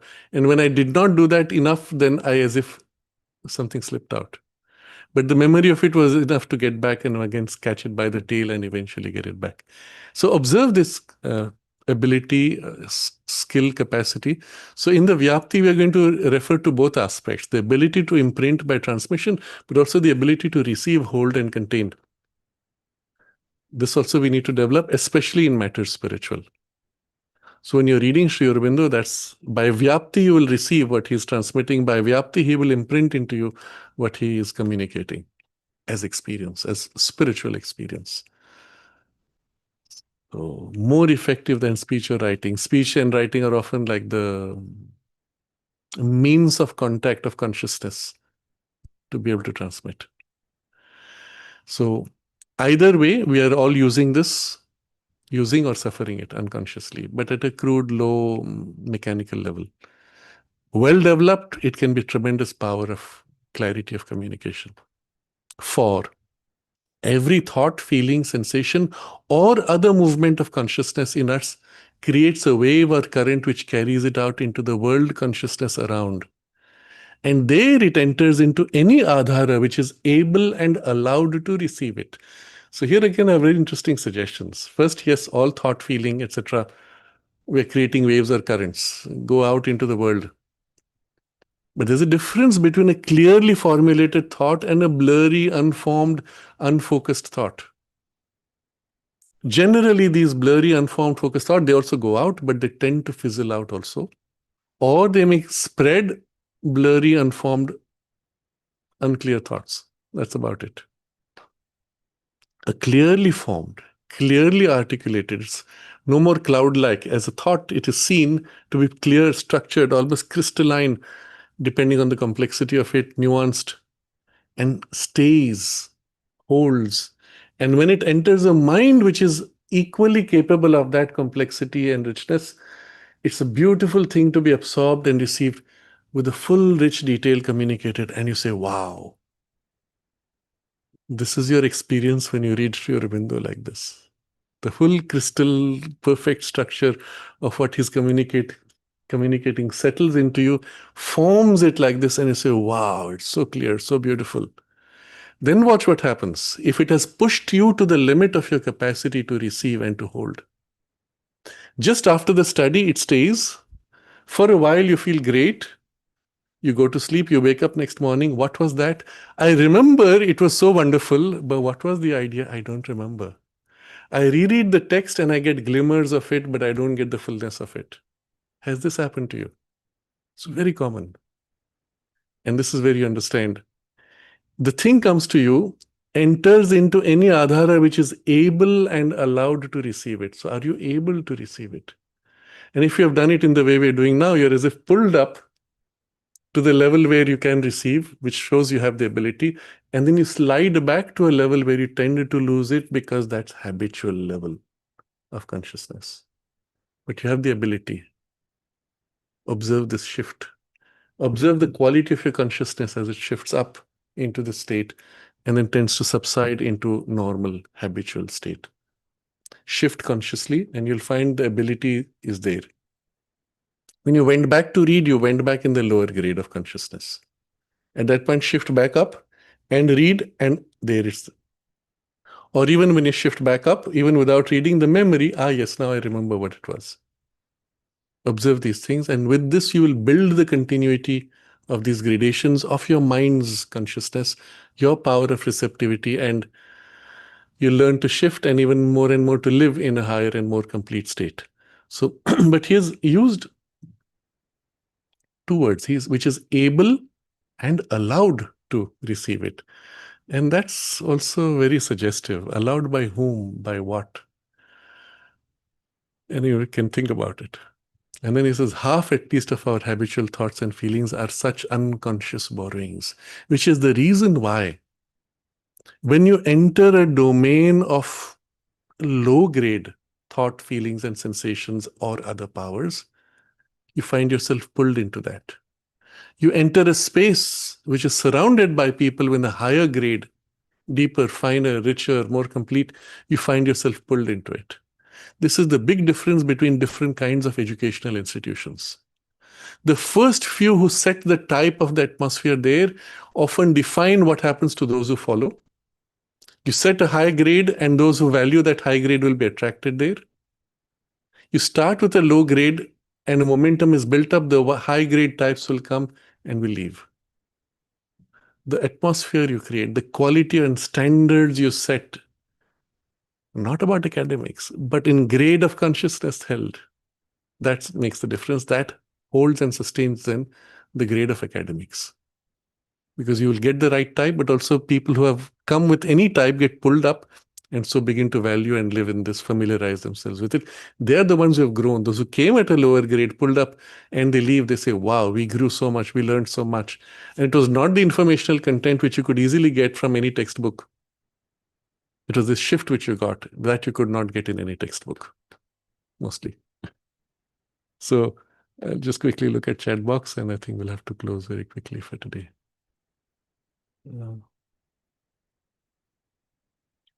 Rajesh says, I was under the impression that a higher force acting through you and reaching your spiritual are similar things. What exactly is the difference? So the difference I made was, not all higher forces would be the divine consciousness or the divine mother.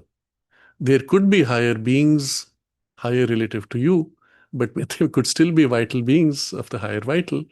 We are mostly living in a material world, in a very material consciousness. So generally anything above seems to be relative to us higher.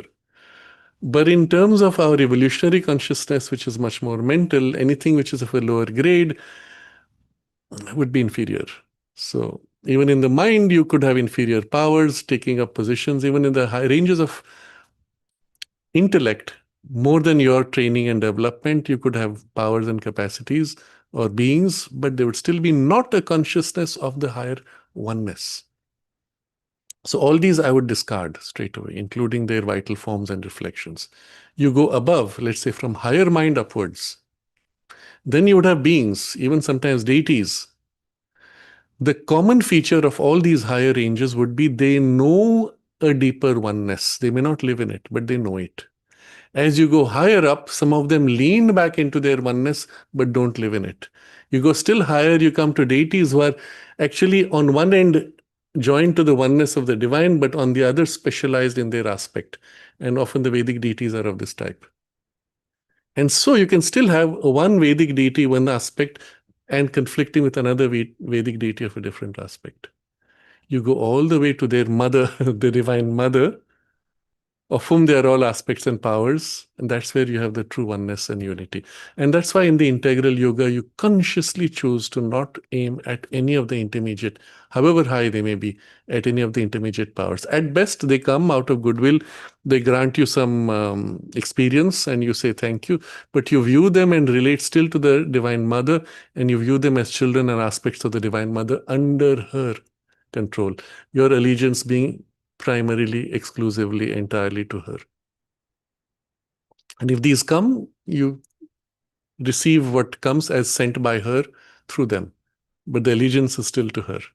That would be the safest generally in the objects of the integral yoga and the method of the integral yoga. So higher force, higher is a relative term. Higher could still be of the higher vital or lower mental or higher mental, and they are not necessarily of any spiritual value.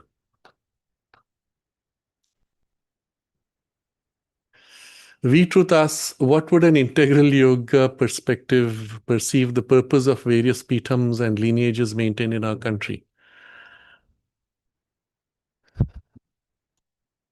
If I have to be politically correct, I would say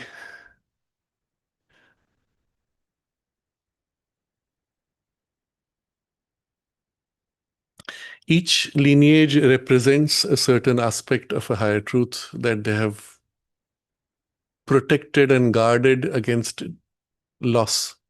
And to that extent, they serve a purpose and they are valuable. For example, in the Vedic tradition, there were specialized lineages who held a particular way of chanting and particular patterns in which they were done, and they were all complementary. And through them and by combination across them, we find a certain comprehensive knowledge body associated with the Veda. So although they're specialized into special aspects, many of them have been lost, but because there were others, through them something has been recovered. So they held a certain value, they have a certain importance. But when you put it in the question as from the integral yoga perspective, then I would say, and it may not be politically correct, I would say that the exclusive, narrow perspectives of such lineages is exclusive, narrow, and limiting. What you find in Sri Aurobindo is the justification for each one of them as specialized viewpoints. But also he places them in their complementarity in the larger unifying perspective. And we have to be able to rise into that. The moment you align to a system and its narrowness, you can't hold that position anymore, isn't it? So for you, they would have no use. At best, as protector of a particular viewpoint. To put it very materially, I set up, let's say, 5 or 6 camera angles for a scene.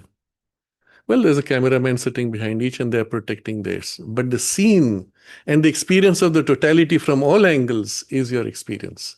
What's the use of those cameras? At best, they were stepping stones to prepare your mind to become more flexible and widen out and to realize, oh, I'm stuck in an angle, oh, there are other angles. But once you've crossed a certain threshold where already that fullness is available to you, then they become almost irrelevant. Nevertheless, for those who are at a certain stage in their training and development, a use of a specialized angle as a stepping stone to a freer and more comprehensive view would be important. So again, in the totality of humanity, they would have place and sometimes important places. From the integral perspective, very little or at best a stepping stone. And as a stepping stone, move forward as quickly as you can. Do not hold past allegiance to a stepping stone which you have left behind. Appreciate it was a stepping stone. If that was not there, there would be another. But rather move forward to the infinity and the riches of infinity that's waiting for you.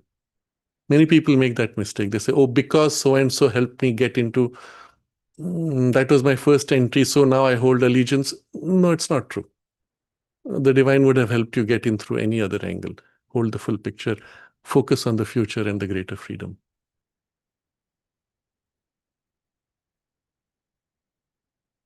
Brooke has asked, what is the power of yakti? I'm not sure what you mean by yakti, so I cannot say much.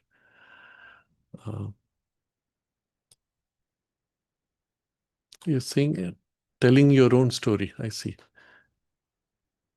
If you don't own the power of yakti, telling your own story, it will be used against you. I think this is a powerful realization for the world right now, as narcissism, another person writing your narrative, is on the rise. Okay, I think I get an idea of what you're saying. Yes, I think that can be helpful. But it's not so much about narrating your story. It's about knowing and aligning to your higher potential.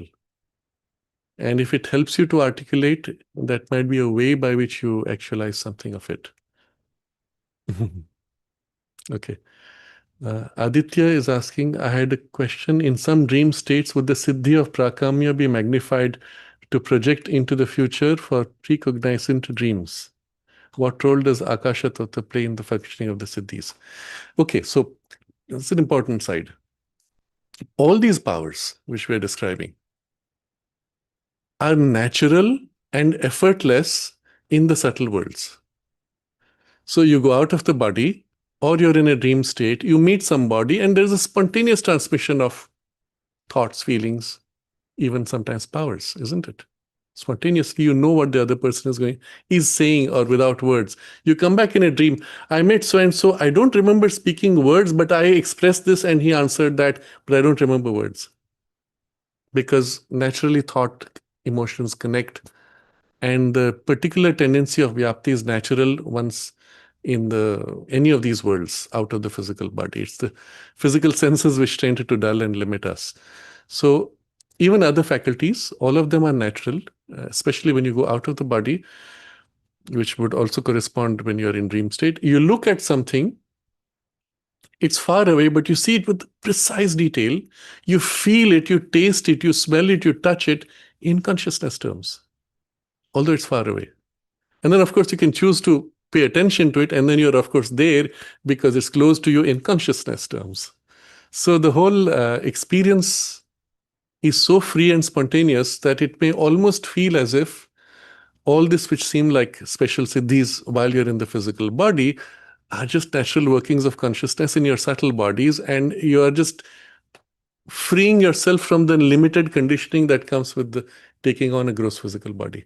That's all there seems to be, which is the reason why the opening of chakras gives you naturally certain siddhis. Because the faculties naturally operating in your subtle body are now felt spontaneously while you're in the physical body, because the gap between the two is, so to say, partially bridged by the opening of the chakras. That's all it does. It does not represent a spiritual growth by itself.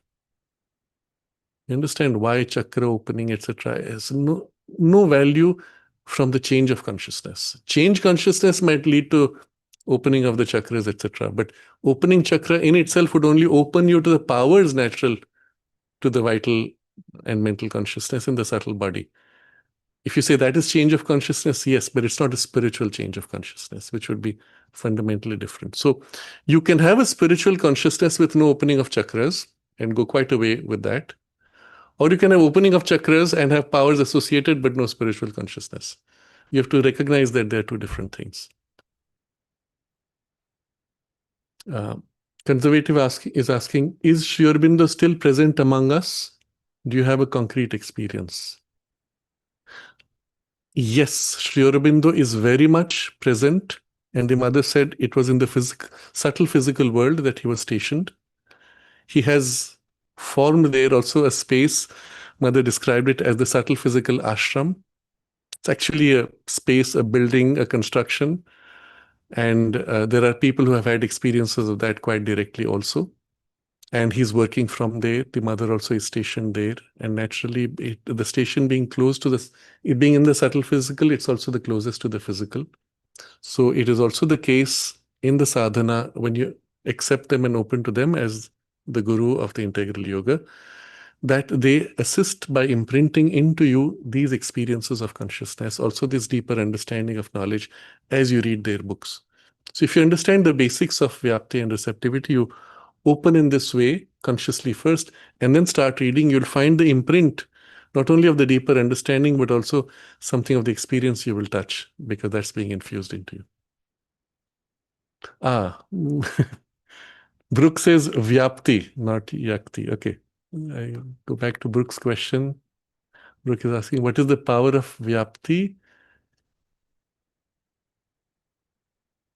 So if you don't exercise your vyapti, you will receive the imprint of other people's vyapti. That's a very powerful realization in the world now, which is full of narcissism. Okay, I get your point now. Yeah. So she says, thank you. This is a powerful realization for me today. What can I learn more about vyapti? I'm a writer who has often gone in and out of writer's block and creative blocks throughout my life. Okay, I get the thing now. Yes, so the idea was if you're not exercising, you're receiving and you're a victim of the influences. Of course, it doesn't mean you have to always exercise to dominate. You can also become conscious and choose to allow or refuse influences which come from outside you. But the point is there's always this intermingling and influences going out and in. Become conscious. That should be the first thing. But to link it to Brooke's question about a writer and writer's block, I would say simply observe the state in which you are when you have a writer's block. Either you're too fixed in your current thinking, expectations, and constructions, and that's become too narrow and is blocking you, or you're on a grade of consciousness in which you're not receiving the intuitive inspirations. If it is the latter case, shift your level and open. If it is the former case, consciously dissolve all your existing ideas and preconceptions. Make your mind completely clear and open to any and every possibility with equality. If you combine the two, clear, equal, and then open, shift your grade of consciousness to the higher ranges above and open, and wait for the intuition, you'll find something beginning to form spontaneously.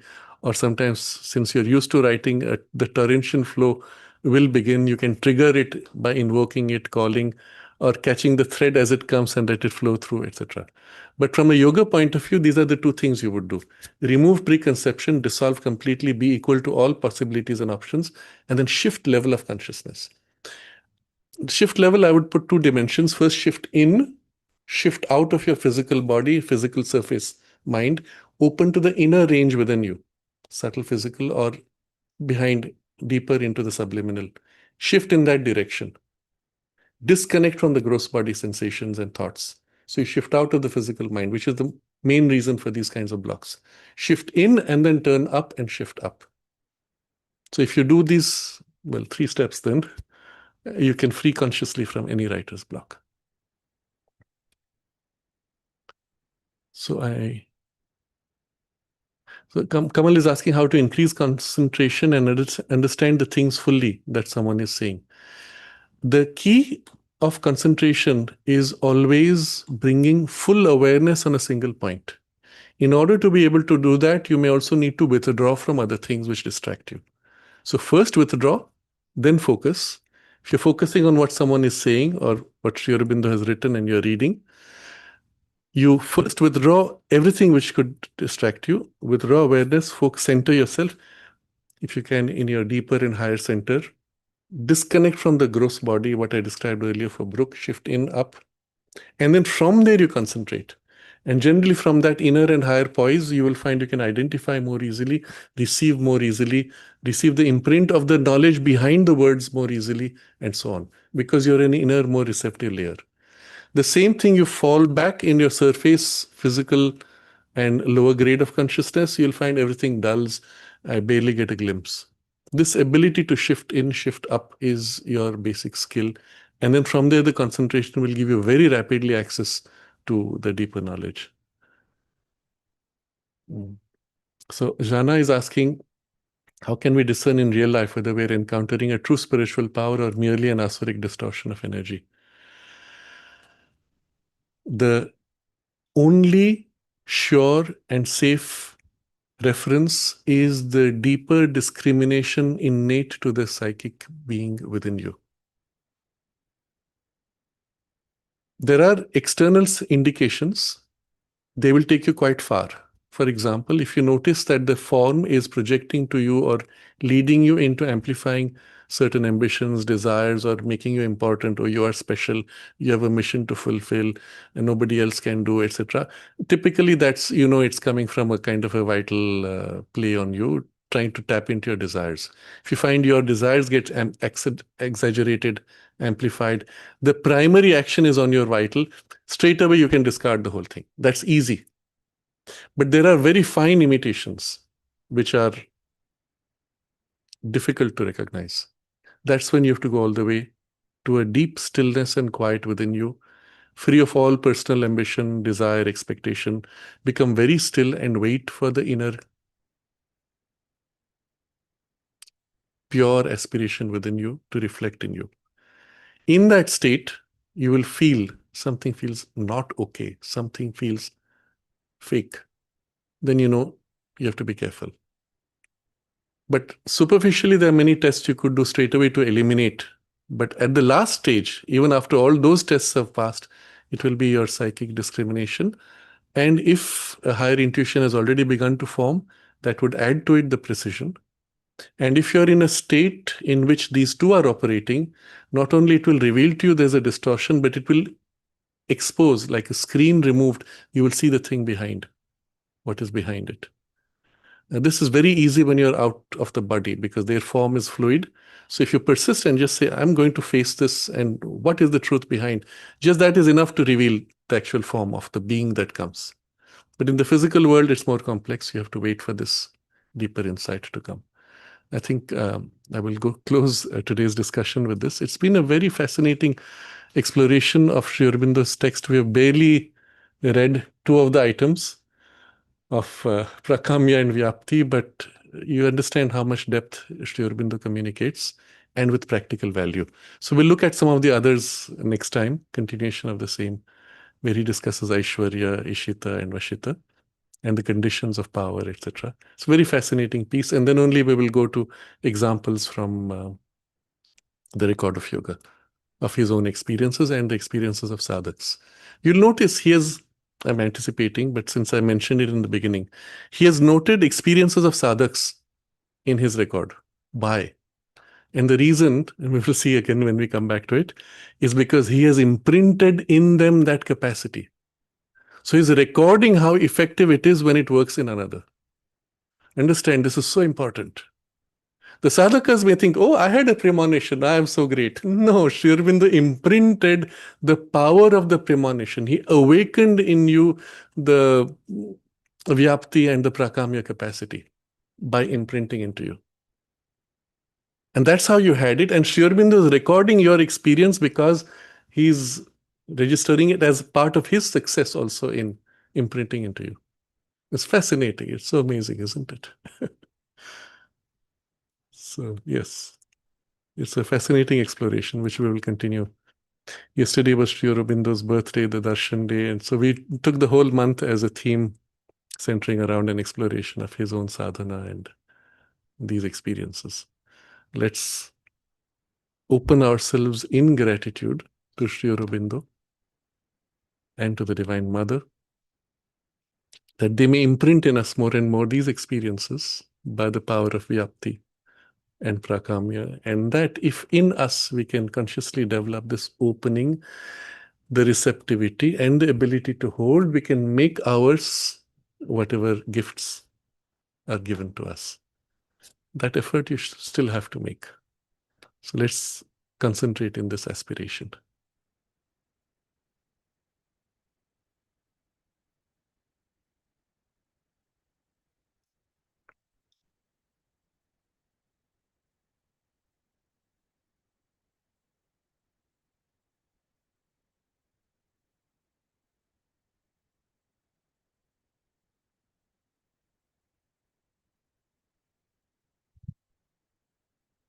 Namaste.